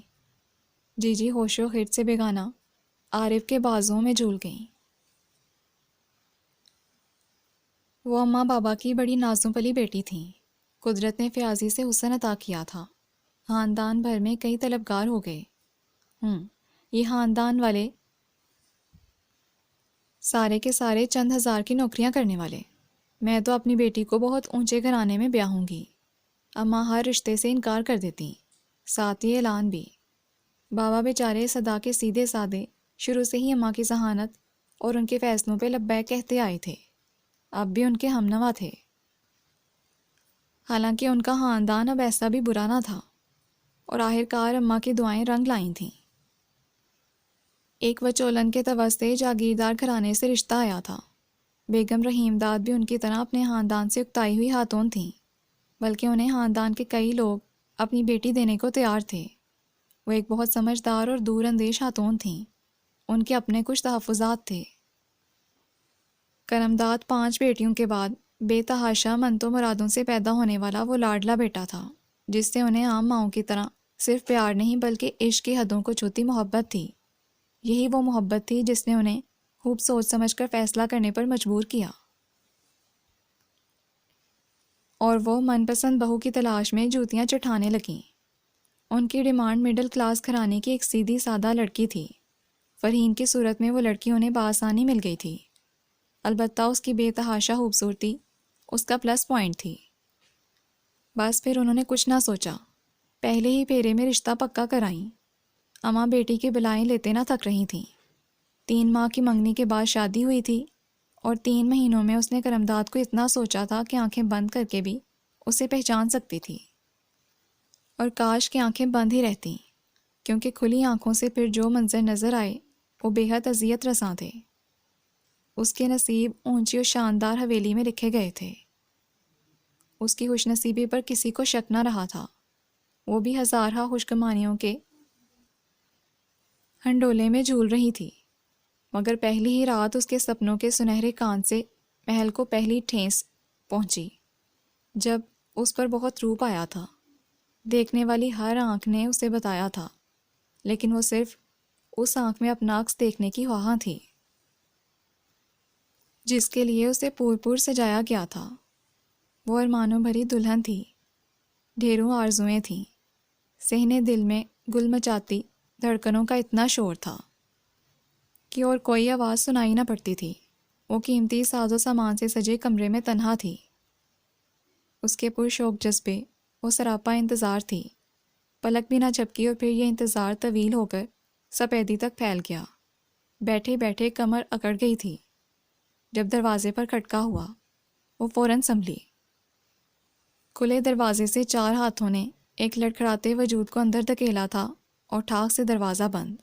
وہ حیران سی منہ اٹھائے دیکھ رہی تھی۔ وہ ادھر ادھر ٹکرایا، لڑکھڑایا، ڈگمگایا اور آخرکار بیڈ تک پہنچ کر اس کے پاس ڈھیر ہو گیا۔ وہ دراز قامت، انتہائی شفاف رنگت، قیمتی سوٹ میں ملبوس شہزادوں کسی آن بان والا بے حد خوبصورت مرد، اور اس کی یہ حالت، اس کی حیرانی حد درجے کی پریشانی میں ڈل گئی۔ اس سے چند انچ کے فاصلے پر پڑے مدہوش وجود میں جنبش ہوئی۔ اس حالت میں بھی وہ اپنے قریب پڑی سرخ گٹری سے غافل نہ تھا۔ اس کے منہ سے غلیظ بو آ رہی تھی۔ فرحین کا تمناؤں بھرا دل نوچ کر کسی نے تیزاب کی منہ بند بوتل میں ڈال دیا۔ نہ میٹھی نظریں، نہ اس کے سجے سورے روپ کی مدح سرائی۔ پہلی رات اور ایسا سواگت، کیا واقعی وہ خوش نصیب تھی؟ ایک وقت تھا، رحیم داد نظامانی کی حکومت تھی۔ وہ اپنی جاگیر کے بے تاج بادشاہ تھے۔ ایک خالص وڈیرے والی تمام خصوصیات تھیں ان میں۔ بڑا جاہو جلال تھا کسی کی مجال کہ اس کے آگے پر بھی مار سکے۔ جی جیسی خاتون کی کبھی ہمت نہ پڑی تھی کہ چوں بھی کر سکیں۔ پھر یکے بعد دیگرے بیٹیوں کی پیدائش نے انہیں اپنے ہی گھر میں کمزور کر ڈالا تھا۔ سسرال اور شوہر کے آگے سر جھکا کر رہتی، دل میں حسرت ہی رہتی کہ اپنی مرضی سے سانس لے سکیں۔ حسرتیں ناصور بننے لگیں۔ قدرت نے طرز کھایا کر امداد ان کی گود میں آ گیا۔ پھر امداد، یوں وہ سر اٹھانے جوگی ہوئیں، مگر جو کچھ سہ چکی تھیں وہ بھلائے نہ بھولتا۔ بیٹوں پر انہوں نے تمام توجہ اور محبت نچھاور کر دی۔ کوئی خواہش ناتمام نہ رہنے دی جاتی۔ جو کہتے لمحے کے 1000ویں حصے میں پورا کیا جاتا۔ ہر نعمت، ہر آسائش، کوئی روک ٹوک نہیں۔ وہ باپ کا پرتو بننے لگے۔ کرمداد تو بچپن ہی سے حویلی کے تمام ملازموں پر یوں روب ڈالتا گویا وہ سب زرہرید غلام ہوں۔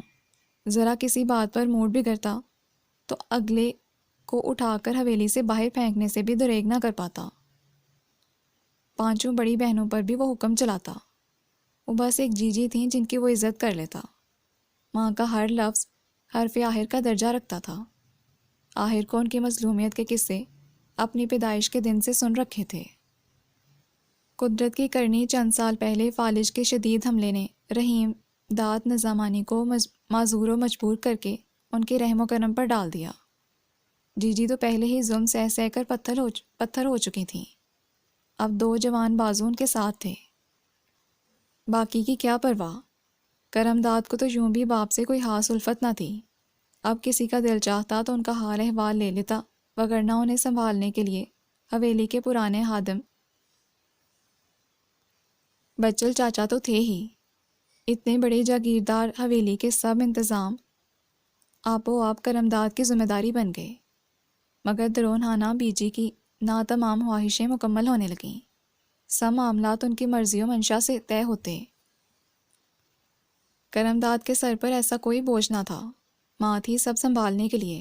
اسے بے فکری ہی بے فکری تھی، اور یہی بے فکری رنگ لانے لگی۔ باپ معذور، ماں محبت میں ڈوبی۔ آئے دن اتاق میں محفلیں سجنے لگیں۔ دوست آتے، کھاتے پیتے اور موج اڑاتے۔ آپا سب سے بڑی تھیں اور دوسری بہنوں کی طرح کرمداد کے روب میں بھی نہ تھیں۔ آتے جاتے اٹھتے بیٹھتے اس کے کانوں میں انڈیلتی رہتیں، سبھاگی سے شادی کر لو، بڑے فائدے میں رہو گے، اچھی لڑکی ہے، پھر اتنی زمینیں ہیں اس کے نام، بڑا کچھ لے کر آئے گی، حویلی بھر جائے گی۔ اتنی تفصیل سن کر کرمداد کا بھی ایک دن دل للچا گیا۔ بوٹے سے قد، گندمی رنگت، چھوٹی آنکھوں اور پھیلی ناک کے ساتھ وہ کوئی اتنی بری بھی نہ لگتی تھی۔ ہمیشہ بڑے اچھے طریقے سے ملتی تھی۔ آپا کے ہی بے پناہ اصرار پر وہ ایک دن جیجی سے بات کر بیٹھا۔ چریا ہو گیا ہے کیا؟ انہوں نے اس کی پوری بات بھی نہ سنی، ڈپٹ کر بولی، زیب انسا کا دماغ چل گیا ہے، چری ہو گئی ہے بالکل، وہ تیرے نہیں اپنے فائدے کا سوچ رہی ہے۔ تو کس لالچ میں آ رہا ہے؟ اللہ سائیں کا دیا سب کچھ تو ہے ہمارے پاس، مرد مجبور ہو جائے تو سمجھو نامرد برابر ہو جاتا ہے۔ وٹے کی شادی گلے کا پھندا بن جاتی ہے۔ زیب النساء کے اولاد نہیں ہے۔ اس جھلی کو ڈر ہے احمد سراج اس پر سوتن نہ لے آئے۔ سبھاگی کو تیرے پلے باندھ کر وہ اپنا قلعہ مضبوط رکھنا چاہتی ہے۔ ارے احمد اسے اولاد نہیں دے سکا، سباگی اسی کی بہن ہے، کل کلاں کو وہ بھی اولاد نہ دے سکی تو پھر ہم تو پھنس گئے نا، نہ تو اسے چھوڑ سکے نہ دوسری شادی کر سکے۔ آنکھوں دیکھی مکھی نگل لوں، میں سٹھیائی نہیں ہوں۔ تو دیکھتا رہ، میں تیرے لیے پڑھی لکھی کیسی خوبصورت کموار لے کر آتی ہوں، سارا زمانہ دیکھے گا۔ اور انہوں نے اپنا وعدہ پورا کیا تھا، مگر ساتھ ہی اسے ایک وعدہ لیا، دیکھ کر امداد، میں نے اپنی بات پوری کی، اب یہ نہ ہو کہ تجھے اب صرف گھر والی ہی نظر آئے، جانتا ہے نا تیری ماں نے کیسی زندگی گزاری ہے، تیرے باپ کا کیسا رویہ تھا میرے ساتھ۔ اپنی بات کا وزن بڑھانے کے لیے آنسو بھی نکال لیے، اور دیکھ لے میں نے پھر بھی نبھائی ہے، کبھی جو کوئی شکوہ کیا ہو، اچھی عورتوں کے یہی گن ہوتے ہیں، جوتے کھا کر بھی کبھی اف نہ کریں، اور جب اوپر والے نے ہی عورت کو مرد کے ماتحت پیدا کیا ہے تو وہ اس کی برابری کیسے کرے گی؟ میری بات یاد رکھنا، اپنی ذال کو سر نہ چڑھانا، اسے اسی جگہ رکھنا جس کے لائق ہے، وہ مرد مرد ہی اچھا لگتا ہے۔ اسے اپنے پڑھائے گئے تمام اسباق اچھی طرح ازبر تھے۔ فرحین کو نہیں یاد پڑتا کبھی کرمداد نے اس سے ہنس کر بات کی ہو، کبھی نظر بھر کر دیکھا ہو، کاش کبھی وہ اس کی آنکھوں میں جھانک لیتا تو اس کے دل میں چھپے بے تحاشا محبتوں کے خزانے کا راستہ پا لیتا۔ اور وہ بیچاری عورت وفا اور چاہتوں کی ماری اس کے آگے بچ بچ جاتی، بھاگ بھاگ کر اس کی خدمت کرتی، جہاں وہ پاؤں رکھتا ہتھیلیاں بچھا دیتی، چپکے چپکے سے اپنے ہی مال کو چوروں کی طرح دیکھا کرتی کہ اگر کبھی دن کے اجالے میں کرمداد حویلی میں ہوتا تو اسے اس کے قریب بھی نہ پھٹکنے دیتا۔ جی جی خود کیا کم تھی کہ آئے دن ایک آدھ نند بھی آئی رہتی، آنے بہانے اسے گھر کے مختلف کاموں میں مصروف رکھتی، اور فرحین بیچاری کہ مجال کے انکار کر جائے، یوں اس کا دن کچن کی نظر ہو جاتا۔ رات کو تھکن سے بے حال وہ کرمداد کو بری لگتی۔ وہ پینے کا عادی تھا، ایک بار ہمت کر کے اسے گناہ ثواب بتانے کی غلطی کر ڈالی اور بس طوفان آ گیا، لمحوں میں وہ دو دو ٹکے کی ہو کر رہ گئی، اور اسی پر بس نہیں، اس کا رویہ اس سے مزید برا ہو گیا۔ کرمداد نے سزا بڑھا دی، اوطاق پھر سے آباد ہونے لگی، رات کے ٹہرے سناٹے میں گھنگروں کی کھنک وہاں تک آتی۔ آئے ہائے تجھ سے اب تک اپنا شوہر ہی قابو نہیں ہوا۔ مرد تو اڑیل گھوڑا ہوتا ہے، اسے سدھانا پڑتا ہے پیار محبت سے، تم کیسی ذال ہو، اس کی بری عادتیں ہی نہیں چھڑا سکیں۔ آپا زیب آئیں تو انہوں نے اس کے زخموں پر ہوب ہوب نمک پاشی کی۔ جی جی بھی بڑے اطمینان سے سارا الزام اس کے سر تھوپ دیتی، اگر وہ کچھ کہتی اپنی صفائی میں تو وہ آگے کی ایک کی چار لگا کر کرمداد کو بتاتی۔ اس کی حالت کچھ دنوں سے خراب تھی، جی جی کو بیٹیوں کے چاؤ چونچلوں سے ہی فرصت نہ ملتی تھی، اس کی بدلی رنگت کے حاق پہچانتی۔ اسی دوران چاول کی فصل کی کٹائی مکمل ہو گئی، اسے سکھانا چھٹانا پھر سنبھالنا بڑا محنت طلب کام ہوتا تھا، جسے جی جی گاؤں کی دوسری عورتوں کے ساتھ مل کر کیا کرتی تھیں۔ اس بار یہ ذمہ داری اس کے سر ڈالی گئی۔ حویلی کی بڑی ساری چھت پر صبح سویرے کپڑے بچھا کر ان پر بوریاں الٹ دی جاتیں، شام ڈھلنے سے پہلے انہیں سمیٹنا، اچھے بھلے آدمی کی کمر تختہ ہو جائے، وہ تو پھر دوسرے حال سے تھی۔ اماں نصیباً اس سے صرف نگرانی کرواتی، اسے کرسی بچھا کر دے دیتی، سرما کی نرم گرم دھوپ اس روز بیٹھے بیٹھے آنکھ لگ گئی۔ شامہ تمال جی جی اور آپا زیب و نساء ادھر آ نکلیں، اور یوں دن دہاڑے کمی عورتوں کے سامنے اسے سوتے دیکھ کر انہوں نے وہ لتے لیے کہ خدا کی پناہ۔ کام چور ہڈ حرام لاپرواہ جانے کیا کیا خطابات سے نوازا۔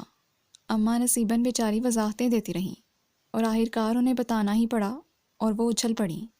واہ، اتنی بڑی اور اہم خبر ہم سے چھپائی تم نے، اور 2 ٹکے کی ملازمہ کو بتا دیا۔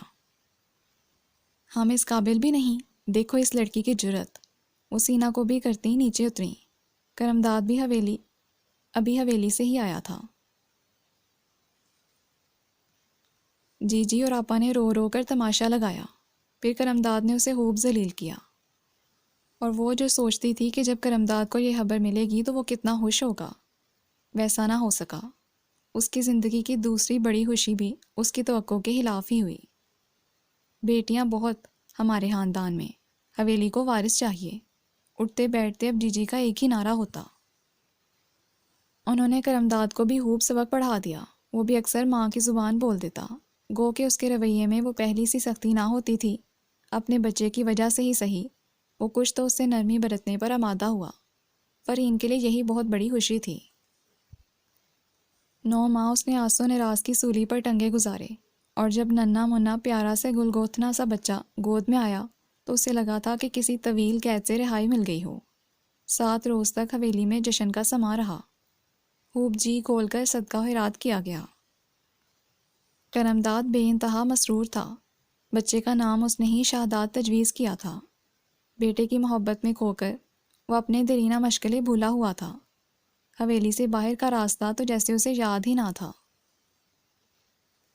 شہداد 2 ماہ کا ہو چکا تھا، سب کا لاڈلا، سب کا راج دلارا، اس کی آنکھوں کی ٹھنڈک۔ جی جی کو بھی اپنے پوتے سے بے پناہ پیار تھا، سارا دن وہ انہی کے کمرے میں ہوتا، بس صرف دودھ پینے کے لیے اس کے پاس آتا۔ ان کا پوتے سے یہ پیار بھی اسے اذیت دینے کا ایک انداز تھا۔ اسے تو یہی لگتا وہ سارا دن بچے کے لیے ترستی، ہاں رات کو وہ اس کے بغیر نہیں سو سکتی تھی، نہ ہی کرمداد کو نیند آتی۔ وہ کرمداد جس کا ذرا ذرا سی بات پر مزاج برہم ہو جاتا تھا، اب چاہے بیٹا ساری رات شور کیے رکھتا، وہ ذرا ماتھے پر بل نہ لاتا۔ بچے کا رونا، مسکرانا، ہاتھ پاؤں ہلانا، کلکاریاں مارنا ایک ایک ادا پر نثار ہوتا۔ دن میں تو اسے باہر کے کاموں سے فرصت نہ ہوتی، رات کو سارا وقت بیٹے کے ساتھ گزارتا۔ ان لمحوں میں فرحین کو لگتا صحرا کا سفر کٹ گیا ہے، اب ہر طرف نخلستان ہی نخلستان ہے۔ اس روز کرمداد صبح سویرے کا گیا، شام ڈھلے حویلی آیا تھا، اور آتے ہی بیٹے کو دیکھنے کی فرمائش کی تھی، جو حسب معمول جی جی کے پاس تھا۔ فرحین ان کے کمرے میں گئی تو واپس زیب و نساء کے ساتھ باتوں میں مشغول تھیں۔ شاداد کو گھنٹہ بھر پہلے انہوں نے پنگوڑے میں لٹایا تھا۔ فرحین نے جب اسے اٹھایا تو احساس ہوا کہ اسے تو بخار ہے۔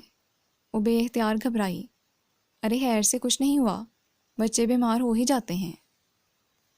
تم ہوا مہا پریشان ہوئے جا رہی ہو، لے جاؤ اسے اپنے کمرے میں، آج تو بہت ہی تنگ کیا ہے اس نے۔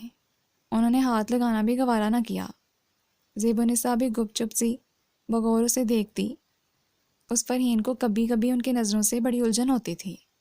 وہ سخت پریشان سی کمرے سے نکل آئی۔ آپا کی حسرت بھری نظریں پیچھے ٹک گئیں۔ فرحین بہت تیزی سے کمرے میں آئی تھی۔ کف کے بٹن بند کرتے کرمداد نے اسے آتے دیکھا تو بےتابی سے بیٹے کو لینے کے لیے بڑھا۔ سائیں دیکھیے اسے کتنا بخار ہے۔ فرحین نے بچے کو اس کے ہاتھوں میں دیتے نہایت پریشانی سے بتایا۔ کرمداد نے بیٹے کے ماتھے پر ہونٹ رکھے تو اس کو بھی اندازہ ہوا۔ کیسے ہوا اسے بخار؟ اتنا سا بچہ تم سے سنبھالا نہیں جاتا؟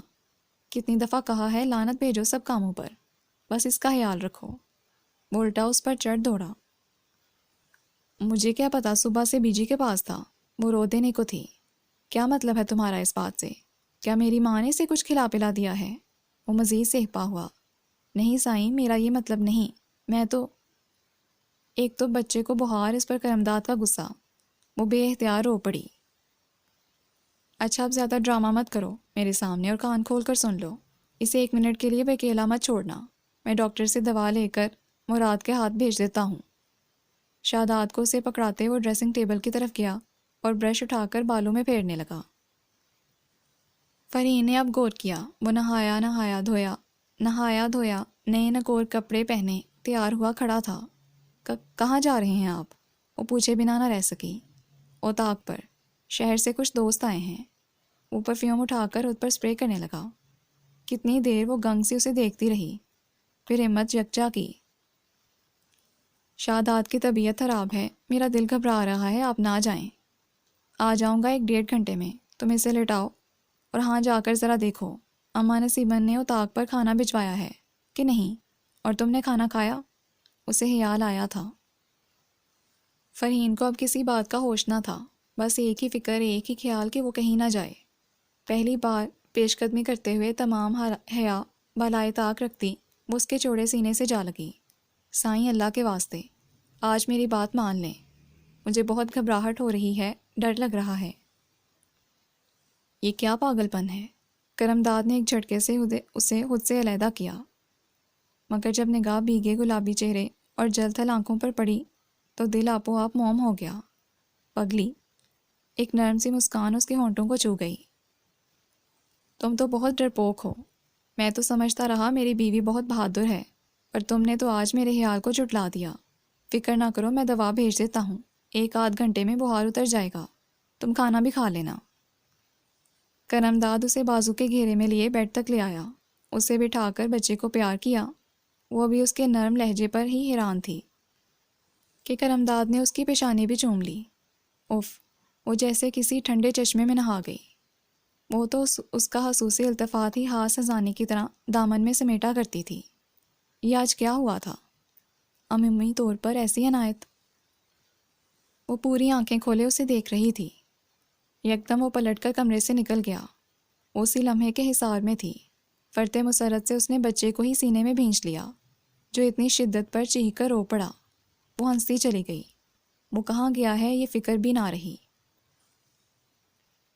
اور بچے کو جلاتے جلاتے جانے کب وہ بھی نیند کی وادی میں اتر گئی۔ ایک انگارا سا پہلو کو چھو گیا تھا۔ وہ ہڑبڑا کر جاگی۔ شاداب کسمساتا ہوا ہاتھ پاؤں مار رہا تھا، گلابی چہرہ انتہائی سرخ۔ اس نے بے اختیار پیشانی پر ہاتھ رکھا۔ یا اللہ! گویا جلتے توے پر ہاتھ پڑ گیا۔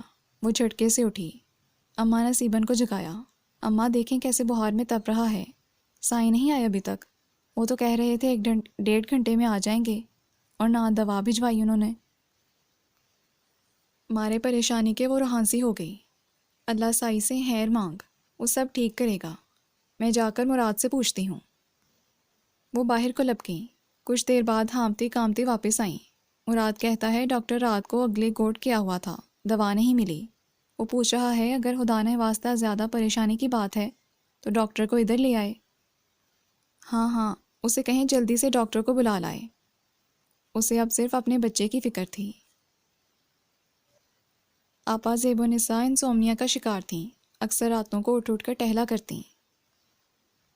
اب ان کی نیند روٹھی ہوئی تھی۔ کمرے میں دل گھبرایا۔ وہ چھت پر جانے کے ارادے سے نکلی تھیں کہ رات کے اس پہر خاموش حویلی میں انہوں نے ایک اجنبی کو آتے دیکھا۔ پیچھے مراد تھا، جس کے ہاتھ میں تھمے چھوٹے سے بیگ کو دیکھ کر وہ سمجھ گئیں کہ آنے والا کون ہے۔ پھر انہیں یہ بھی یاد آ گیا کہ کل شام فرحین بچے کو لینے آئی تو اسے بخار تھا۔ شومئی قسمت کہ اسی وقت کرمداد کی جیپ بھی حویلی کے داخلی گیٹ سے اندر آئی۔ انہوں نے ہارن سن لیا اور بس جھٹ پٹ ان کے شاطر ذہن نے ایک پلان ترتیب دے ڈالا۔ اماں نصیبن کو انہوں نے کچن میں جاتے دیکھا تھا۔ مراد بھی واپس جا چکا تھا، اور اندر آتا کرمداد حسب سابق نشے میں جھومتا جھامتا بمشکل خود کو سنبھالے چل رہا تھا۔ زیب و نساء کی چیخوں نے حویلی کے در و دیوار ہلا ڈالے۔ ہم لٹ گئے، ہم برباد ہو گئے۔ ارے یہ دن دیکھنے سے پہلے مر کیوں نہ گئی میں؟ آنکھیں کیوں نہ اندھی ہو گئی میری؟ ہائے ہمارے پرکھوں کی اونچی پگ رل گئی۔ ہائے حویلی کے ماتھے پر کالک مل دی اس ڈائن نے۔ ارے اتنی بغیرتی، ایسی ضلالت! دیکھ کرمداد، تیرے پیچھے کیا رنگ رلیاں مناتی ہے تیری ذال۔ وہ سر پیٹتی اس تک پہنچی۔ ہائے ہائے سائیں، کچھ تو خدا کا خوف کرو۔ اماں نصیبن کے ہاتھوں سے ٹھنڈے پانی کا پیالہ گر کر چکنا چور ہو گیا۔ چپ کر بڑھیا، ملی ہوئی ہے اس کے ساتھ، تو ہی ہے ہماری دشمن۔ وہ چیل کی طرح جپٹیں اور انہیں دھکیل کر کچن میں بند کر دیا۔ وہ دروازہ پیٹنے لگیں۔ مراد بھی بھاگا آیا تھا۔ فرحین حواس باختہ سی باہر آئی، اور پیچھے ہی وہ ڈاکٹر ادریس۔ جو منظر وہ بھائی کو دکھانا چاہ رہی تھیں وہ اس نے دیکھ لیا تھا۔ وہ چیخ چیخ کر جلتی پر تیل ڈال رہی تھی۔ مراد نے گواہی دینا چاہی، انہوں نے اسے بھی مار مار کر بھگا دیا۔ کرمداد بپرے شیر کی طرح ڈاکٹر پر جھپٹا، مگر وہ باہوش نوجوان تھا، جلد ہی اسے پچھاڑ کر حویلی سے نکل گیا۔ آپا زیب و نساء کو یقین تھا کہ وہ سویر ہوتے ہی گاؤں سے بھی نکل جائے گا، اور پیچھے تمام عطاب سہنے کو فرحین بچی تھی، جسے کرمداد نے لاتوں اور گھونسوں پر رکھ لیا۔ وہ لاکھ چیخی چلائی، مگر حواسوں میں ہوتا تو وہ بات سنتا۔ جب تک جی جی آ کر صورتحال سمجھتی، زیب و نساء کے دل کی مراد پوری ہو چکی تھی۔ میں نے تمہیں طلاق دی۔ ہرے بھرے چمن پر چنگاری آ گری۔ کرمداد نے 3 مرتبہ یہ لفظ دہرایا۔ نہیں نہیں سائیں، اللہ کا واسطہ چپ کر جائیں، میری بات سنیں۔ نیم جان سے فرحین قدموں میں آ گری، مگر وہ فریاد پر کیسے کان دھرتا؟ شیطان مکمل رقص میں تھا، ہر طرف آگ ہی آگ تھی، سب جل کر خاکستر ہو گیا۔ وہ اتنی سخت جان تھی کہ اس کے بعد بھی زندہ تھی۔ 3 دن سے اماں بابا اس کی پٹی سے لگے بیٹھے تھے۔ ان کی لاڈلی نازوں پلی بیٹی، جسے انہوں نے بڑے ارمانوں بڑے چاؤ کے ساتھ بیاہا تھا، وہ اجڑ کر آ گئی تھی۔ خالی دامن، خالی ہاتھ، کچھ بھی تو نہ بچا تھا۔ ظالموں نے سب چھین کر صرف انگارے بھر دیے تھے۔ اماں دامن پھیلا پھیلا کر کوسنے دے رہی تھیں۔ بابا کے ہونٹوں پر بھاری کفل لگ گئے تھے، اس غم نے تو انہیں توڑ کر رکھ دیا تھا۔ میرا بچہ اماں، میرا بچہ کہاں ہے؟ اماں وہ بھوکا ہے، اماں وہ بیمار ہے، کہاں ہے وہ؟ مجھے دو اسے، مجھے دو، میں اپنا بچہ نہیں دوں گی تم لوگوں کو۔ وہ ادھر ادھر ہاتھ مارتی، پہلو حالی ملتا تو پھر وہی دل دوست چیخیں۔ ان بے رحموں نے اس دن ننھا سا دانت بھی چھین لیا تھا، اور جب کرمداد کا نشہ اترا، حواس ٹھکانے آئے، تو علم ہوا کہ وہ مدہوشی میں کیا کر چکا ہے۔ اماں نصیباً اور مراد کی گواہیاں، اور اپنا دل۔ وہ اتنے عرصے سے ساتھ رہ رہی تھی، وہ اسے خوب جان گیا تھا وہ کتنی شفاف اور پاکیزہ تھی۔ بے شک وہ اکثر اسے ماں کی آنکھوں سے دیکھتا اور ماں کے ہی کانوں سے سننے کا عادی تھا، مگر وہ سب سمجھتا تھا۔ مگر اپنی جھوٹی انا اور مردانگی کے زوم میں جھکنا مشکل تھا، لیکن اب وہ اندر سے بالکل ٹوٹ گیا تھا۔ وہ کیسے رہے گی اپنے بچے کے بنا؟ مجھ سے جو کچھ ہوا بھول میں ہوا، کوئی تو راہ ہوگی نا، کوئی تو کفارہ۔ پھر شاداد معصوم سا بچہ، جسے پہلے ہی بخار نے نڈھال کر رکھا تھا، ڈائریا بھی ہو گیا، ننھی سی جان کے لالے پڑ گئے۔ جو سزا ان کے مقدروں میں درج تھی وہ تو انہیں جھیلنی تھی، اس معصوم سی جان کا کیا قصور؟ جی تو بالکل اس حق میں نہ تھیں۔ بچہ ہے، بچے بیمار ہو ہی جاتے ہیں، پل جائے گا ماں کے بغیر، مگر کرمداد کا وہ بچہ اس کو اپنی جان سے زیادہ پیارا تھا۔ اسے تکلیف میں کیسا دیکھتا، خود وہ اسے لے آیا تھا۔ ہمیشہ صاف ستھرا رہنے والا کرمداد انتہائی ملگجے حلیے میں تھا۔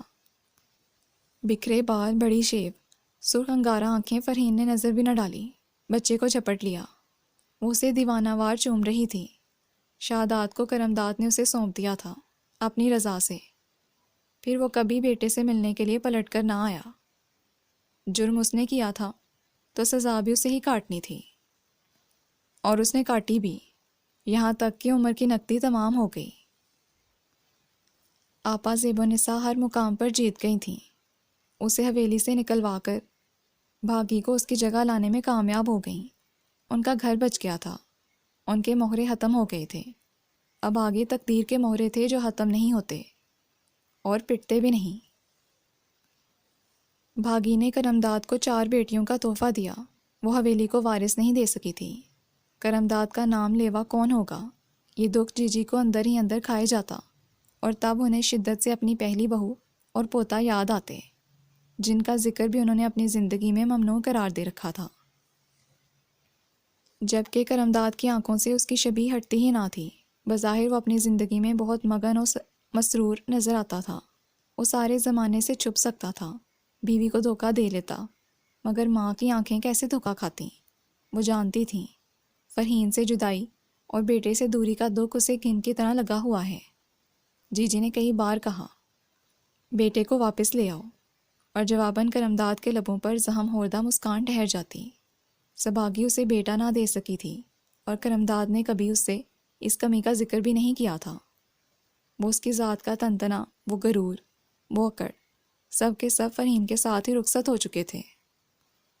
سباگی بھی ایک عورت تھی، وہ بھی ادراک رکھتی تھی کہ اس کا مرد اس پہلی عورت کو بالکل نہیں بھولا، اور وہ خود بھی اسے وہ خوشی نہ دے سکی تھی۔ اسی لیے تو اس نے کرمداد کو دوسری شادی کی اجازت بخوشی دے دی تھی۔ کرمداد تو کسی طور راضی نہ تھا، مگر جی سباگی پر سوکن آ گئی۔ احمد سراج اور اس کی ماں نے ایک طوفان اٹھا دیا۔ زیب و نساء کو بدلے میں میکے بھجوا دیا گیا۔ اگر بیٹے کی چاہ میں کرمداد شادی کر سکتا تھا تو احمد سراج کو بھی پورا حق تھا کہ وہ اولاد کے لیے دوسری شادی کر سکے۔ زیب و نساء کی اپنی راجدھانی بچانے کی ساری کوششیں اکارت گئیں۔ اس کی حاکمانہ اور حاسدانہ فطرت اپنے گھر کو 2 حصوں میں بٹا نہ دیکھ سکی، اور سال بھر میں بے پناہ ذہنی دباؤ کا نتیجہ یہ نکلا کہ وہ پاگل ہو گئی۔ کرمداد کی دوسری بیوی بھی اسے بیٹا نہ دے سکی۔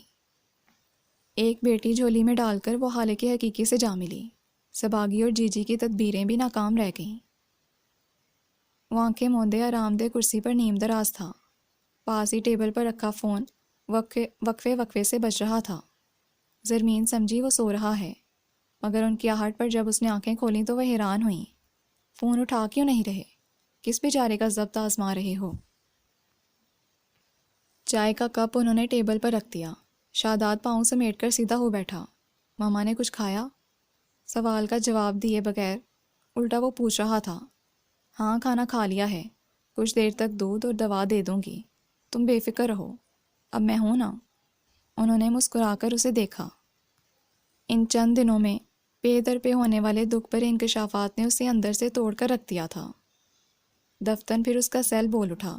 کپ لبوں تک لے جاتے اس نے بھویں چکا کر روشن سکرین پر نظر ڈالی، پھر اعصاب ڈھیلے چھوڑتے ہوئے پیچھے ہو گیا۔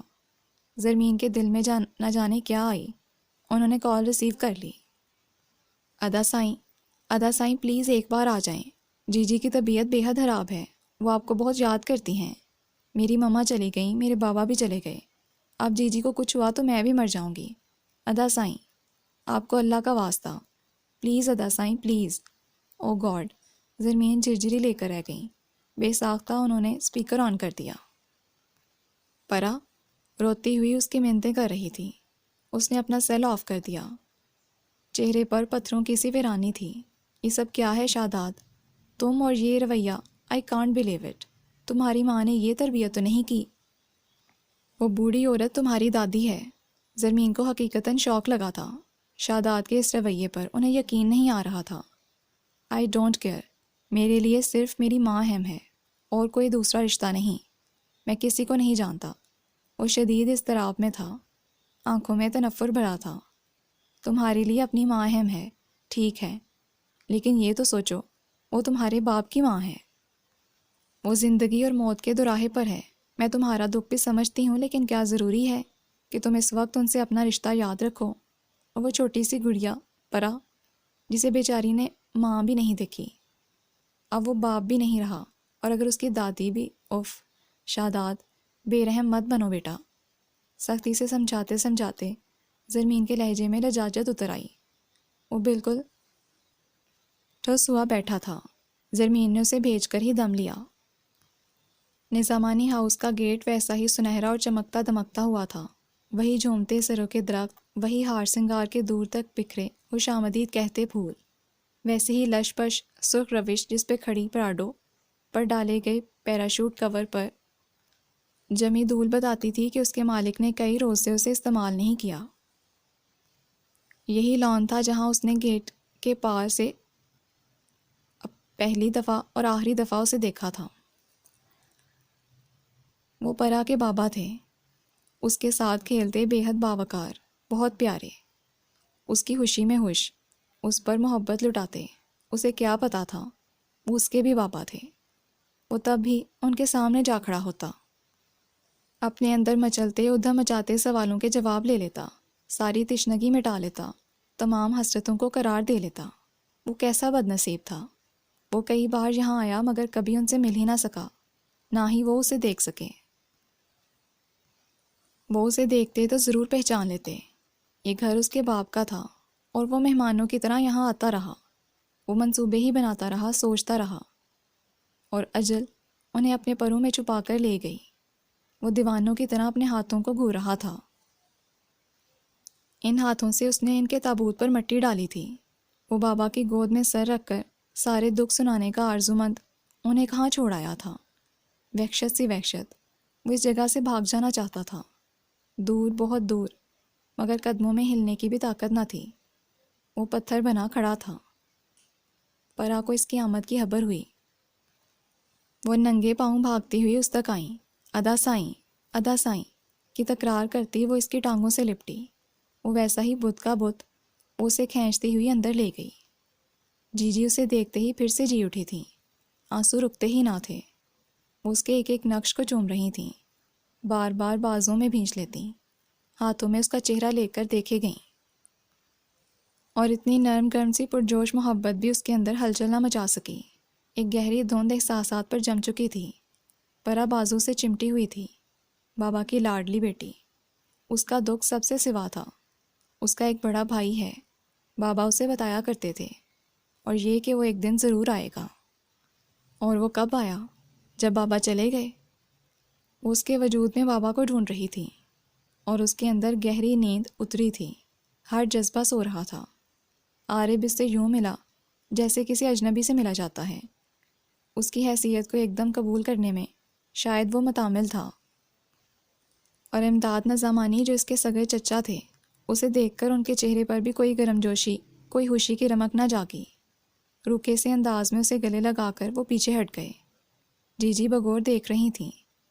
جب ایک شیر جنگل میں اکیلا ہو اور سمجھ رہا ہو کہ اب ہر طرف اس کا راج ہوگا، اور تب اچانک کہیں سے دوسرا توانا شیر جنگل میں نکل آئے تو پہلے شیر کو بے چینی تو ہوگی۔ ان کے جانے کے بعد وہ اس کا کاندھا سہلاتے ہوئے کہہ رہی تھیں۔ وہ مہر بے لب انہیں دیکھ رہا تھا۔ مگر میں ابھی زندہ ہوں، کرمداد کی ماں، اس کے بچوں کی وارث۔ میں تمہاری حق تلفی نہیں ہونے دوں گی۔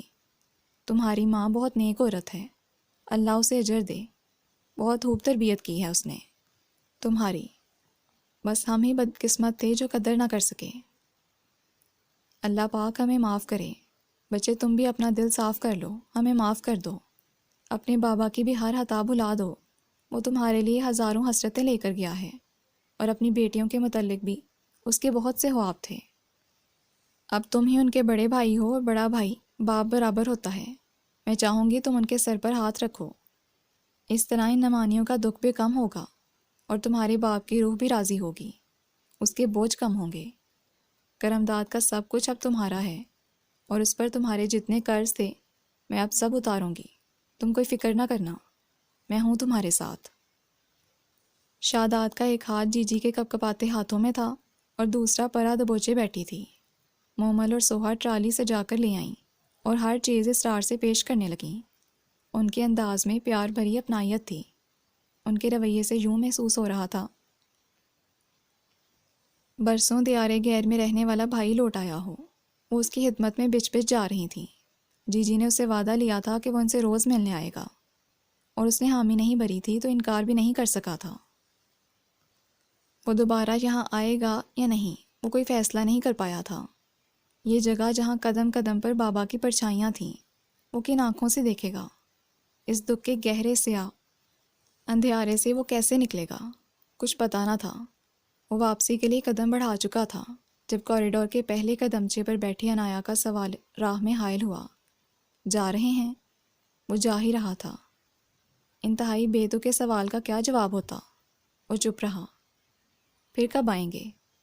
ہاں، اس سوال کا جواب ضرور تھا، مگر وہ دینا نہیں چاہتا تھا۔ کتنا قریبی تعلق تھا ان کا آپس میں، اور وہ کتنے انجان رہے۔ جی جی آپ کے آنے سے کتنی خوش ہوئی ہیں، اور پرا اسے تو جیسے پھر سے تایا سائی مل گئے ہیں۔ وہ ان سے بہت قریب تھی، اور ان کے بعد صرف وہی کیا، ہم سب ٹوٹ پھوٹ گئے ہیں۔ اور ایسے موقع پر آپ کا ملنا بالکل ایسا ہے کہ ہمارے زخم سل گئے ہیں۔ بے شک ہمیں یہ دکھ بھی ہے کہ تایا سائی آپ سے نہ مل سکے، اور نہ آپ ان سے۔ اس بات کی آپ کو یقیناً بے حد تکلیف ہوگی، مگر میں چلتا ہوں۔ وہ بھی کچھ اور بھی کہتی کہ وہ بول اٹھا۔ پھر کب آئیں گے؟ اس کا سوال ہنوز تھا۔ شاداد کی نظریں اس کے چہرے پہ جا ٹکیں۔ سبز اور زرد رنگوں کے سوٹ میں ملبوس، اجلی رنگت اور دلکش نقوش والی یہ لڑکی، جس کی آنکھوں میں آس کے دیے ٹمٹما رہے تھے، وہ دل سے کتنی قریب تھی، مگر اس پل دل انتہائی بے حس ہو رہا تھا۔ اس لیے ذرا سا بھی مروت اور لحاظ برتے بغیر وہ کندھے چٹک کر آگے بڑھ گیا۔ پیچھے مڑ کر اس پیاری لڑکی کے چہرے پہ پھیلتا سناٹا بھی نہ دیکھا۔ آس کے دیوں پر اس کے قدموں سے اٹھتی دھول پڑتی جا رہی تھی۔ جانے والے کے انداز بتاتے تھے مشکل ہے وہ پلٹ کر آئے۔ اور اس رات جب اس نے کھانا بھی نہیں کھایا، نیند بھی نہیں آ رہی تھی، وہ کتاب کھولے سامنے رکھے دیکھ کہیں اور رہی تھی، اور جب جی جی نے پانی مانگا تو وہ یوں ہی ہمنک سی ادھر ادھر نادیدہ شے تلاش کرنے لگی۔ ٹیبل پر رکھا جگ اور گلاس اسے دکھائی نہ پڑ رہے تھے۔ وہ تو ان کی بہت حاضر دماغ اور ہوش اتوار پوتی تھی، یا آج اسے کیا ہوا تھا؟ اس کے بدلے انداز انہیں چونکا رہے تھے۔ انہوں نے اس کا ہاتھ پکڑ کر پاس بٹھا لیا۔ انایا، کیا بات ہے بچے، کیوں پریشان ہو؟ مجھے نہیں بتاؤ گی؟ ان کے پوچھنے کی دیر تھی، اس کے نین کٹورے تیزی سے بڑھتے چلے گئے، اور جب جی جی نے سینے سے لگایا تو وہ زاروں قطار رو رہی تھی، اور روتے روتے بے خودی میں وہ ان سے راز دل کہہ گئی تھی، اور اب رگوں سے جان کھینچتا حادثہ جس نے اسے شام سے اس لمحے تک ادموا کر ڈالا تھا۔ نہیں آئیں گے جی جی، وہ اب کبھی نہیں آئیں گے، روتے روتے ایک ہی تکرار۔ جی جی نے رازداں سہیلی کی طرح اشک پہنچے تسلی دی، آئے گا، ضرور آئے گا، اگر نہ آیا تو میرا تم سے وعدہ ہے اسے لے کر آؤں گی میں۔ تم دل چھوٹا مت کرو، جیسے ہم سب غم سے نڈھال ہیں ویسے وہ بھی بکھر گیا ہے، اسے تھوڑا وقت دو، خود کو سمیٹ لینے دو۔ اس دکھ پر صبر آئے گا تو وہ ہمارے پاس ہی آئے گا، وہ ہمارا ہے، ہم سے دور نہیں جائے گا، فرحین کا بیٹا ہے، کبھی بے وفائی نہیں کرے گا، بس یہ بات یاد رکھنا۔ ان کے لبوں پر آسودہ مسکان بکھری تھی۔ آج عارب اور امداد نظامانی کے انداز دیکھ کر وہ ٹھٹک گئی تھیں۔ وہ عارب جو ہر وقت شاہو شاہو کرتا رہتا تھا، اس سے کتنا کھنچا کھنچا سا تھا۔ واقعی سب مایا ہے، اور آج کے مادی دور میں کیسے اس مایا کے پیچھے ہونی رشتے بھی ایک دوسرے سے بدزن ہو جاتے ہیں۔ انایا کے آنسو انہیں نئی راہ دکھا گئے تھے۔ دل ہلکا ہوا تو حواس بھی جاگے۔ وہ جھیپی جھیپی سی دوپٹے سے چہرہ پونچھ رہی تھی۔ جی جی سے شرم آنے لگی، وہ کتنی بے حیا بن کر سب کچھ کہہ گئی تھی، وہ کیا سوچتی ہوں گی؟ ایک نئی فکر دامن گیر ہوئی۔ کہاں سے آ رہے ہو؟ وہ جھک کر جاگرز کے تسمے کھول رہا تھا جب فرحین کمرے میں داخل ہوئیں، اور وہ ابھی کوئی بہانہ گھڑنے ہی لگا تھا کہ ان کے پیچھے ہی اندر آتی زرمین بول اٹھیں، نظامانی ہاؤس کیا تھا اور کہاں جانا ہے اس نے؟ کیوں؟ وہ وہاں کیوں گئے تھے؟ فرحین کے چہرے کا رنگ اڑ گیا۔ جی جی بہت بیمار ہے نا، انہی کی عادت کو گیا ہوگا، میرے خیال میں تو یہ بڑی نیکی کی بات ہے۔ پھر اس کا خون کا رشتہ بھی ہے ان سے، زرمین یوں بتا رہی تھی گویا نظامانی ہاؤس کے مکینوں سے خوب مثالی تعلقات ہوں۔ یہ کیا ہے وہاں؟ تمہیں علم تھا اور مجھے بتایا تک نہیں؟ اور تم کیا جانتے نہیں ہو کیا سلوک رہا ہے ان لوگوں کا میرے ساتھ؟ پروں میں سمیٹ کر پالا ہے میں نے تمہیں، کیا صرف اس دن کے لیے کہ تم پھر ان لوگوں سے جا ملو؟ وہ زمین پر برس کر اس پر الٹ پڑیں۔ ظالم بے حس لوگ ہیں، چھین لیں گے تمہیں، مجھ سے دور کر دیں گے۔ خوابیدہ خوف سے پھر سے جاگ اٹھے۔ ارے جانے بھی دو، یہ کوئی دودھ پیتا بچہ ہے کہ چھین لیں گے؟ ماشاءاللہ سے عاقل و بالغ ہے، اپنا اچھا برا سب جانتا ہے۔ پھر جس سے ڈر تھا وہ تو دنیا میں رہا نہیں، وہ بیچارہ جیتے جی نہ لینے آیا تو اب کس بات کی فکر؟ ایک نہ ایک دن تو اپنوں سے ملنا ہی تھا، اس نے تو یوں مل لیا بس۔ بھلا جڑ کے بغیر بھی کوئی پودا ہوا ہے کبھی؟ زرمین حد درجے لاپرواہ تھیں، جبکہ فرحین کا دل حلق میں آن اٹکا۔ انہوں نے انتہائی پریشان کن نظروں سے اسے دیکھا۔ وہ بوکھلا کر نگاہ پھیر گیا۔ اوفو آپا، اس میں پریشانی کی کیا بات ہے؟ اس کا اپنا خاندان ہے، وہ سب لوگ اس کے اپنے ہیں، تو پھر اس کے وہاں جانے میں کیا قباحت ہے؟ قباحت؟ کیسا خاندان؟ کیسے اپنے؟ ان لوگوں نے جو کچھ کیا پھر اس کے بعد کبھی مڑ کر اسے پوچھا، اس کی خبر لی کیسے جی رہا ہے؟ فرحین اپنی جگہ سچ پر تھیں۔ کیسے لیتے خبر جب ہاتھ ہی بند گئے تھے؟ کس منہ سے آتے پوچھنے؟ جب کرمداد ہی اسے آپ کو سونپ گیا تھا تو وہ کیا کرتے؟ اب وہ خود بھی نہیں رہا، مگر یہ تو نہیں نا کہ اس کا باپ سے اور ان لوگوں سے رشتہ ختم ہو گیا؟ وہ تو تا قیامت برقرار رہے گا، اور اس کے باپ کا اور کون سا بیٹا ہے؟ یہی اکلوتا وارث ہے اس کا۔ اپنے خاندان سے ملنا اس کے اپنے حق میں بھی اچھا ہے۔ ساری زندگی ترس ترس کر گزاری، اب بھی جن حالوں سے تعلیم حاصل کر رہا ہے وہ بھی سب آپ کے سامنے ہے۔ پھر ڈگری ملتے ہی یہ بھی نہیں کہ جھٹ سے کوئی ٹاپ کلاس جاب مل جائے گی اسے۔ کیا کرے گا یہ بیچارہ؟ ساری زندگی محنت، اپنے اور آپ کے خوابوں میں رنگ بھرتے بھرتے بال ختم ہو جائیں گے اس کے۔ کیا چاہتی ہیں آپ؟ گھٹ گھٹ کر جیے یہ۔ زرمین نے انہیں قائل کرنے کو بے دردی سے شفاف حقیقت کا پردہ بھی چاک کر ڈالا۔ وہ اور بپھر گئیں۔ تو کیا چاہتی ہو؟ اس کے باپ کی دولت کے پیچھے اسے ان لوگوں میں دھکیل دوں؟ ہرگز نہیں۔ کیا ملا ہے مجھے اس دولت سے، اور کیا مل گیا تمہیں؟ دولت خوشیوں کی ضامن نہیں ہوتی۔ سب کچھ جانتے بوجھتے اسے سبق پڑھا رہی ہو، اور تم؟ وہ اس کی طرف گھومی۔ تمہیں پتہ نہ ہے نا تم میرے لیے کیا ہو؟ میری کل کائنات، میری قیمتی متاع، میری کل زندگی کا سرمایہ۔ میں یوں ہی تمہیں کسی کے حوالے کر دوں؟ ہاں، تمہارا باپ زندہ ہوتا تو اور بات تھی، مگر اب نہیں۔ میں نے کہہ دیا ہے، تم نہیں ملو گے ان لوگوں سے۔ سنا تم نے؟ بے شک دولت خوشیوں کی ضامن نہیں ہوتی، مگر زندگی میں اور بھی بہت سی باتیں وجہ خوشی بن سکتی ہیں۔ یہ نہ ہو انجانے میں خود اپنے ہاتھوں کسی خوشی کا گلا گھونٹ دو۔ لگتا تھا آج زرمین سارے پردے اٹھا کر رہیں گی۔ شاداب نے ملتجیانہ نظروں سے انہیں دیکھا۔ وہ کھٹ کھٹ کرتی کمرے سے نکل گئیں۔ فرحین ناسمجھی سے اس کا چہرہ تک رہی تھیں۔ وہ ایکسکیوز می کہتا واش روم میں جا گھسا کہ فی الحال اسے بہتر چھپنے کی کوئی اور جگہ نہ تھی۔ اس کی پہلے بھی کسی سے خاص دوستی نہیں تھی، اب تو بالکل ہی سب سے کٹ کر رہ گیا تھا۔ عارف سے کلاس میں آتے جاتے ہیلو ہائے ہو جاتی، دونوں کے بیچ ایک اندیکھی دیوار حائل ہو گئی تھی، تکلف کی، گریز کی۔ وہ تو جان بوجھ کر اس سے بچتا پھرتا، مگر عارف کیوں بدل گیا تھا، اس بارے میں وہ سوچنا بھی نہیں چاہتا تھا۔ وہ سب سے الگ تھلگ کتابوں میں سر دیے رہتا۔ کلاس کے بعد فارغ ٹائم ملتا تو لائبریری میں جا گھستا۔ اس وقت بھی وہ پورے انہماک سے آڈٹ کے اسرار و رموز سمجھنے میں گم تھا، جب کوئی آہستگی سے برابر والی کرسی پر آ بیٹھا۔ شاداب نے چونک کر نظر اٹھائی۔ اپنے محسوس سیاہ گاؤن میں چھپی گرے اسکارف سلیقے سے ماتھے تک لیے وہ مومل تھی۔ بڑی بڑی سیاہ آنکھوں میں حزن و ملال کی آمیزش تھی، چہرے پر غم کی پرچھائیاں۔ وہ باپ کے سائے میں نہیں رہا تھا، اس کا دکھ اپنی جگہ، مگر وہ باپ کی گود میں پلی تھی، اس کا دکھ اس سے بھی سوا تھا۔ اس نے پھر کتاب پر نظر ٹکا لی۔ چند ثانیے دبیز خاموشی کی تہہ میں ڈوبتے چلے گئے۔ وہ ایک دم سے اٹھ کر جانا بھی نہیں چاہ رہا تھا، اور اس کے متوقع سوالوں سے خائف تھا۔ آپ ہم سے خفا کیوں ہیں؟ آخرکار مومل نے لب کشا کیے تھے۔ وہ کیا کہتا؟ کوئی جواب نہیں تھا اس کے پاس۔ وہ اس سے تو خفا نہ تھا، جس سے خفا ہونے کا حق رکھتا تھا، وہ تو منائے بغیر ہی ملک عدم سدھار گیا۔ اب کیسے گلے اور کہاں کے شکوے، سب منو مٹی تلے دفن ہو گئے تھے۔ جی جی کی آنکھیں ہر وقت دہلیز پر لگی رہتی ہیں۔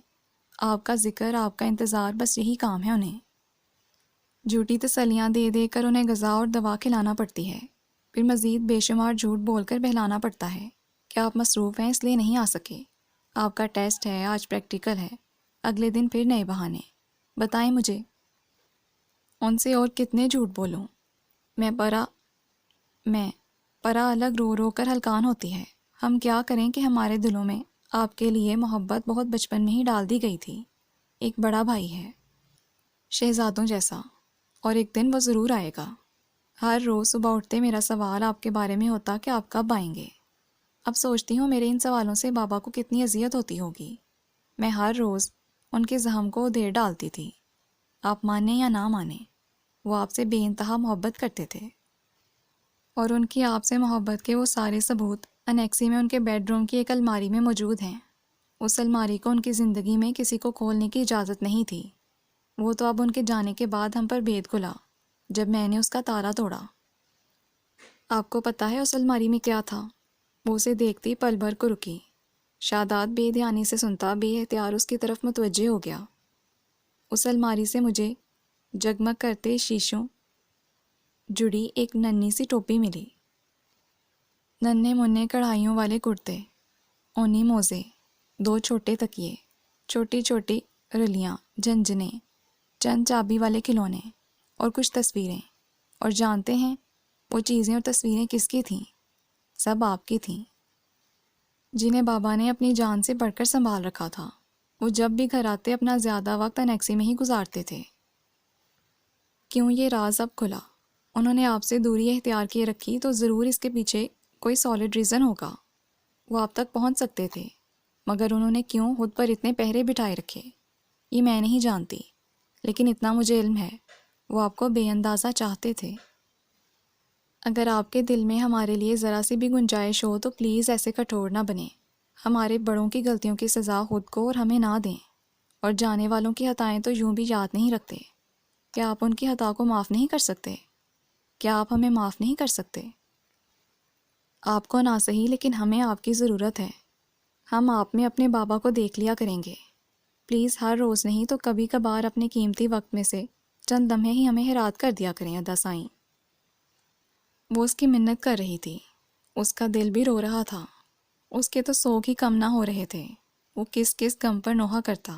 بابا تو چلے گئے تھے، یہ اس کے بابا کی پیاری بیٹی تھی، اس کی بہن، جس سے اپنے رشتے کو وہ چند دن پہلے ہی جان پایا تھا۔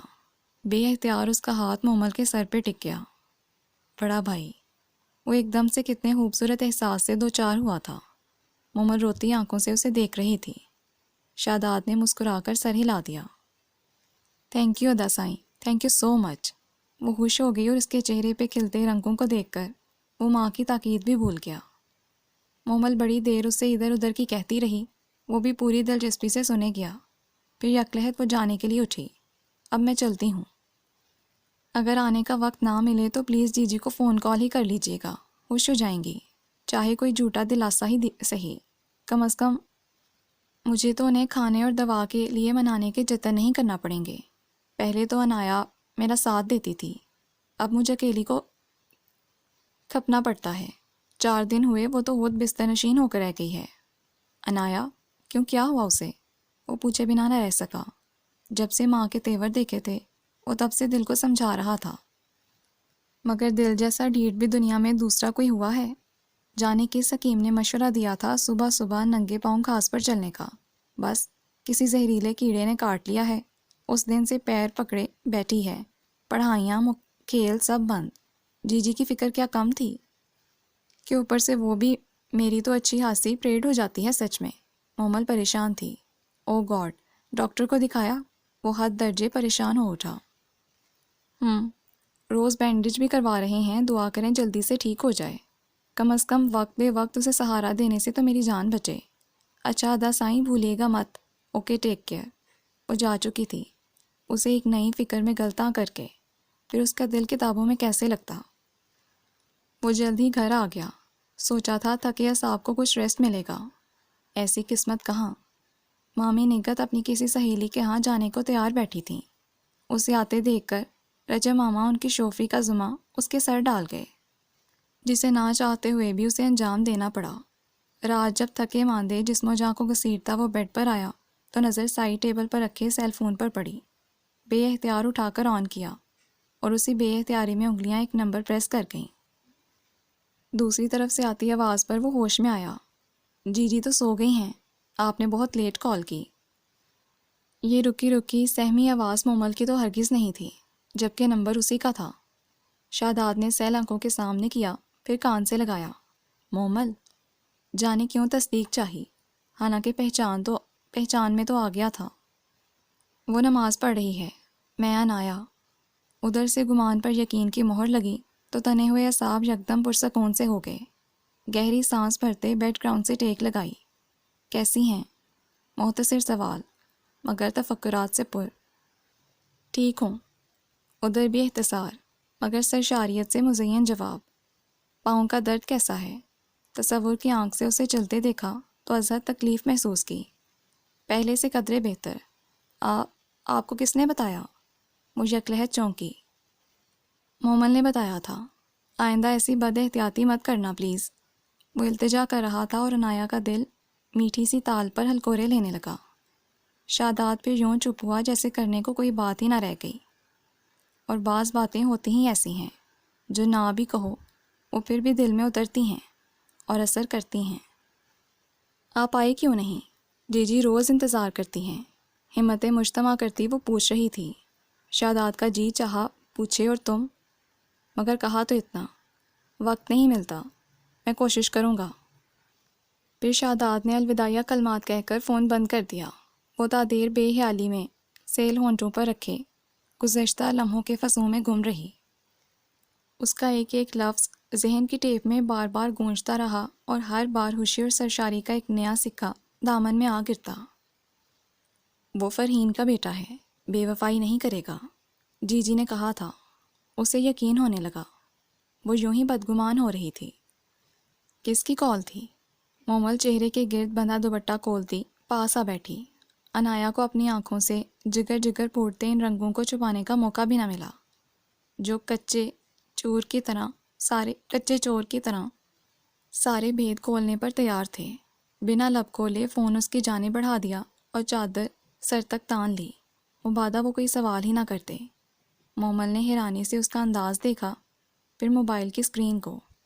ادا سائیں کی کال، اور انایا کی جھیمپی جھیمپی سی مسکان۔ راز کیا ہے؟ بغور چادر کو تکتی مومل نے قیاس کے گھوڑے دوڑائے، اور پھر جو انکشاف ہوا تو بے اختیار اس نے چادر جپٹ لی۔ انایا سنبھل بھی نہ سکی، دونوں رات گئے تک راز و نیاز کرتی رہیں۔ انہوں نے اسے نظامانی ہاؤس جانے سے منع کیا تھا اور وہ نہیں گیا تھا۔ ہر رشتے، ہر جذبے سے افضل و مقدم اس کے لیے اپنی ماں تھی، چاہے اس کوشش میں اسے اپنے دل ہی پر پیر رکھنا پڑے۔ اس نے پرواہ نہیں کی، مگر تب کیا کرتا جب جی جی خود ہی چلی آئیں۔ فرحین اب ایسی بھی بد لحاظ اور بے مروت نہ تھیں کہ گھر آئے مہمان کو باہر نکالتیں۔ پھر مہمان بھی کون جن سے ان کا کوئی رشتہ نہ سہی، مگر بیٹے کا تو خون کا رشتہ تھا ان سے۔ انہوں نے اسے ملنے سے نہیں روکا، یہی ان کی اعلیٰ ظرفی تھی۔ جی جی تو دل سے ممنون و قدردان تھیں، گو کہ انہوں نے جی جی سے زیادہ بات نہ کی۔ فرحین نے زیب النساء کو دیکھا، وہ حسن، وہ کروفر، وہ نحوت، یہ وہ زیب النساء تو نہ تھیں، ہڈیاں ہی ہڈیاں جن پر سلوٹ زدہ کھال کا مہین پردہ، ان کے پر ہیبت چہرے پر دہشت زدہ کرتی دو آنکھیں۔ فرحین حق تک سے ان کا اجاڑ وجود دیکھ رہی تھی۔ فرحین کو دیکھتے ہی جی جی کے آنسوں میں روانی آ گئی۔ دیکھو فرحین، دیکھو ہماری حالت، یہ سب اس کرنی کا پل ہے جس نے تمہیں اجاڑ دیا، مگر پھر خود بھی نہ بچ سکی۔ سب تدبیریں الٹ گئیں، اپنے ہی گلے کا پھندا بن گئیں۔ دیکھ لو قدرت کا فیصلہ، کیا اب بھی ہمیں معاف نہ کرو گی؟ وہ اپنی جگہ ساکت و صامت تھیں، ایسے دل دہلا دینے والی حقیقت کو اپنی آنکھوں سے دیکھ کر ان میں ہلنے کی سکت نہ تھی۔ کبھی دکھ کے بے کراں بوجھ تلے دب کر کرلاتی ہوئی روح نے چاہا ضرور ہوگا، مگر ایسا انتقام، یہ تو گمان کے 1000ویں حصے میں بھی نہ تھا۔ واقعی کسی انسان کی کیا مجال ہے کہ درست میزان رکھ سکے؟ وہ خود تو اس قابل تھی ہی نہیں کہ اپنے ساتھ کی گئی برائی کا بدلہ لے سکتی، مگر وہ جو مالک کے کون و مکان ہے، وہ تو سب جانتا ہے نا، ظالم اور ظلم سے بے خبر نہیں، اور وہی سب سے بہتر منتقم ہے۔ تم چاہو تو نظامانی ہاؤس جا سکتے ہو، مجھے کوئی اعتراض نہیں، وہ تمہارے اپنے ہیں، پھر تم سے چاہت بھی رکھتے ہیں۔ سچ کہتی ہے زرمین، بھلا جڑ کے بغیر بھی کوئی پودا ہوا ہے کبھی؟ اور میں اتنی ظالم بھی نہیں کہ اپنے ہاتھوں اپنی خوشی کا گلا گھونٹ دوں۔ تمہاری خوشی میں ہی تو میری خوشی ہے۔ فرحین نے ان کے جانے کے بعد شاداب سے کہا تھا، وہ حیران سا دیکھ رہا تھا۔ اچھی لڑکی ہے انایا، زرمین بتا رہی تھی مجھے۔ سچ کہوں اس دن میں نے تو غور سے دیکھا ہی نہ تھا، تم پہلے بتا دیتے میں ذرا دھیان سے دیکھ لیتی، تو اب دیکھ لیں۔ حیرت پر خوشی نے غلبہ پایا تو وہ فٹ بولا، پھر ماں کی کھلی آنکھوں پر نظر گئی تو اپنی تیزی کھٹکی۔ وہ میرا مطلب ہے کہ مارے بوکھلاہٹ کے بات بھی نہ بنائی گئی۔ فرحین ہنسنے لگیں، اور جانے کتنے عرصے بعد ماں کے ہونٹوں پر کھلی ہنسی نے شاداب کی روح تک کو شادمان کر دیا۔ ان کی گود میں سر رکھ کر وہ بھی ہنس رہا تھا۔ نظامانی ہاؤس کا گیٹ ویسا ہی چمکتا دمکتا تھا، وہی جھومتے سروں کے درخت، وہی ہار سنگار کی بیل جو گلابی سفید پھولوں سے اٹی پڑی تھی، مگر یہ کیا، آج تو آنے والوں کا استقبال کرنے کے لیے صرف یہ پھول ہی نہیں بلکہ سرخ روش پر سرخی خوشبو دار پتیاں دور تک بکھری تھیں۔ بڑا دلکش نظارہ تھا، معطر فضا، سرسبز لان میں خوب گہما گہمی اور رونق تھی۔ فیروزی گھیردار فراک میں سنہرے بالوں کو خوبصورت سی پونی ٹیل بنائے خوش پاش چہرے والی پرا ادھر سے ادھر اڑتی پھر رہی تھی۔ آج کا دن تو اس کے لیے عید جیسا تھا۔ قیمتی سوٹ میں ملبوس جی جی کے چہرے پر بھی آج سکون آمیز کیفیت سب تھی۔ ان کے دائیں ہاتھ کی انگلیاں تیزی سے تسبیح کے دانے گرا رہی تھیں، اور ہر دانے کے ساتھ دل اپنے بچوں کی دائمی خوشیوں کے لیے ہزارہاں دعائیں کر رہا تھا۔ ان کے بچے، ان کی دولت، جنہیں آج وہ ایک ہی لڑی میں موتیوں کی طرح پرونے میں کامیاب ہو گئی تھیں۔ عارب اور مومل کی زندگی کا فیصلہ تو وہ ان کے بچپن میں ہی کر چکی تھیں۔ اب شاداب اور انایا کا نصیب ایک ہو جائے، ان کے لب دن رات اپنے رب کے حضور گڑ گڑاتے رہے تھے، اور بے شک وہ سننے والا ہے۔ وہ اپنے پروردگار کی بے حد شکر گزار تھیں جس نے ان کی چاہت کو حقیقی روپ دیا تھا۔ کرم داد کے بعد یہ ان کے گھر کی پہلی خوشی تھی، بے حد قیمتی خوشی۔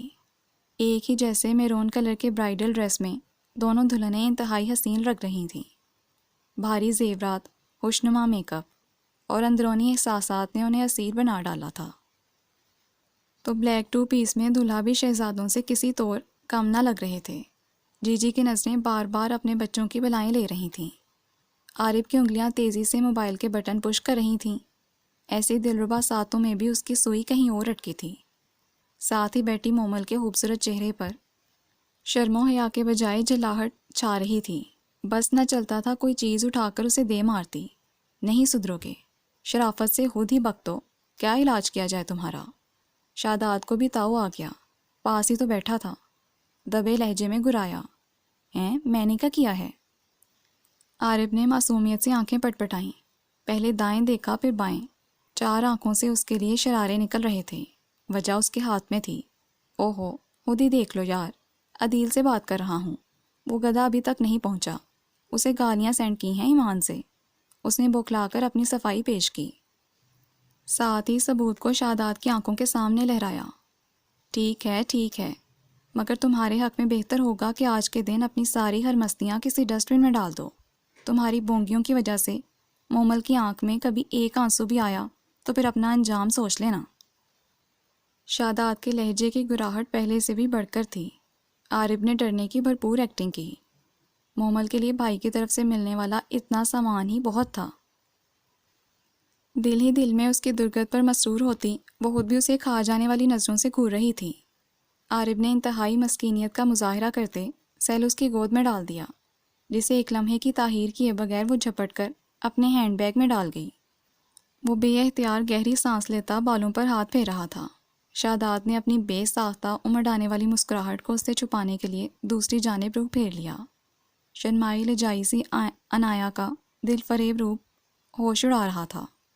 وہ پہلے ہی گھبراہٹ کا شکار تھی۔ اس پر شاداد کی مہمور نگاہیں وہ مزید دھوت میں سمٹنے لگیں۔ اس کی نظروں کی لو بڑھتی ہی جا رہی تھی اور وہ صورت شمع کھلتی ہوئی۔ پلیز ایسے مت دیکھیں مجھے۔ بری طرح پزل ہوتی آخرکار وہ کہہ ہی گئی، مگر اگلے ہی لمحے سخت پچھتائی۔ کیوں میری نظر لگ جائے گی؟ شاداد نے ہاسا برا مانا، ماتھے پر بل پڑ گئے۔ انایا کی تو جان پر بن گئی۔ اپنے سابقہ الفاظ کا اثر زائل کرنے کو بڑی متانت اور جذب سے بولی، جو پیار کرتے ہیں ان کی نظر نہیں لگتی۔ یعنی میں آپ سے پیار کرتا ہوں؟ وہ حد درجے حیران ہوا، اور اس کی حیرت زدہ صورت دیکھ کر وہ اس سے کہیں بڑھ کر واس بھاگتا۔ وہ مشکل حلق سے آواز نکلی، کیا مطلب؟ قریب آؤ پھر مطلب سمجھاتا ہوں۔ اس کی پوری کھلی آنکھوں میں دھڑلے سے جھانکتا وہ کہہ رہا تھا۔ باوجود کوشش کے ہونٹوں کے کناروں سے چلکتی مسکراہٹ چھپائے نہ چھپی۔ انایا اسی حواس باختگی سے اسے دیکھ رہی تھی۔ یہ وہی شاداد تھا جو ہمیشہ سنجیدگی کا تنبو تانے رکھتا تھا۔ اب یہ انداز اسے یقین نہیں آ رہا تھا۔ اب کیا مجھے نظر لگانے کا ارادہ ہے؟ وہ سہم رہا تھا۔ میری نظر نہیں لگے گی؟ کیوں، آپ مجھ سے پیار کرتی ہیں؟ وہ انتہائی معصومیت سے استفسار کر رہا تھا۔ اف! انایا نے بوکھلا کر سر جھکا لیا۔ شاداد ہوش دلی سے ہنس رہا تھا، اور اس کے چمکتے چہرے پر بارش کی طرح اتری خوشیاں فرحین کو بھی سرشار کر رہی تھیں۔ نہایت مطمئن ہو کر انہوں نے گلے میں باہیں ڈالے کھڑی پرا کو سینے سے لگا لیا۔ آپ ادا سائیں کی ماما ہیں تو میں آپ کی بیٹی ہوئی نا۔ اس نے خود ہی ان سے رشتہ جوڑ لیا تھا، اور انہیں اس پیارے رشتے پر کیا اعتراض ہوتا؟ وفا کے سارے وعدے نبھانے پر وہ تو انہیں ایک انعام کی صورت لگی تھی۔ باقی کی زندگی بہت سہل اور خوبصورت ہوگی۔ اس کی پیشانی چومتے ہوئے انہیں پختہ یقین تھا۔ جی لسنرز، یہ ناول تو کمپلیٹ ہو گیا ہے۔ نیکسٹ کسی نئے ناول کے ساتھ جلدی ملاقات ہوگی۔ اللہ حافظ۔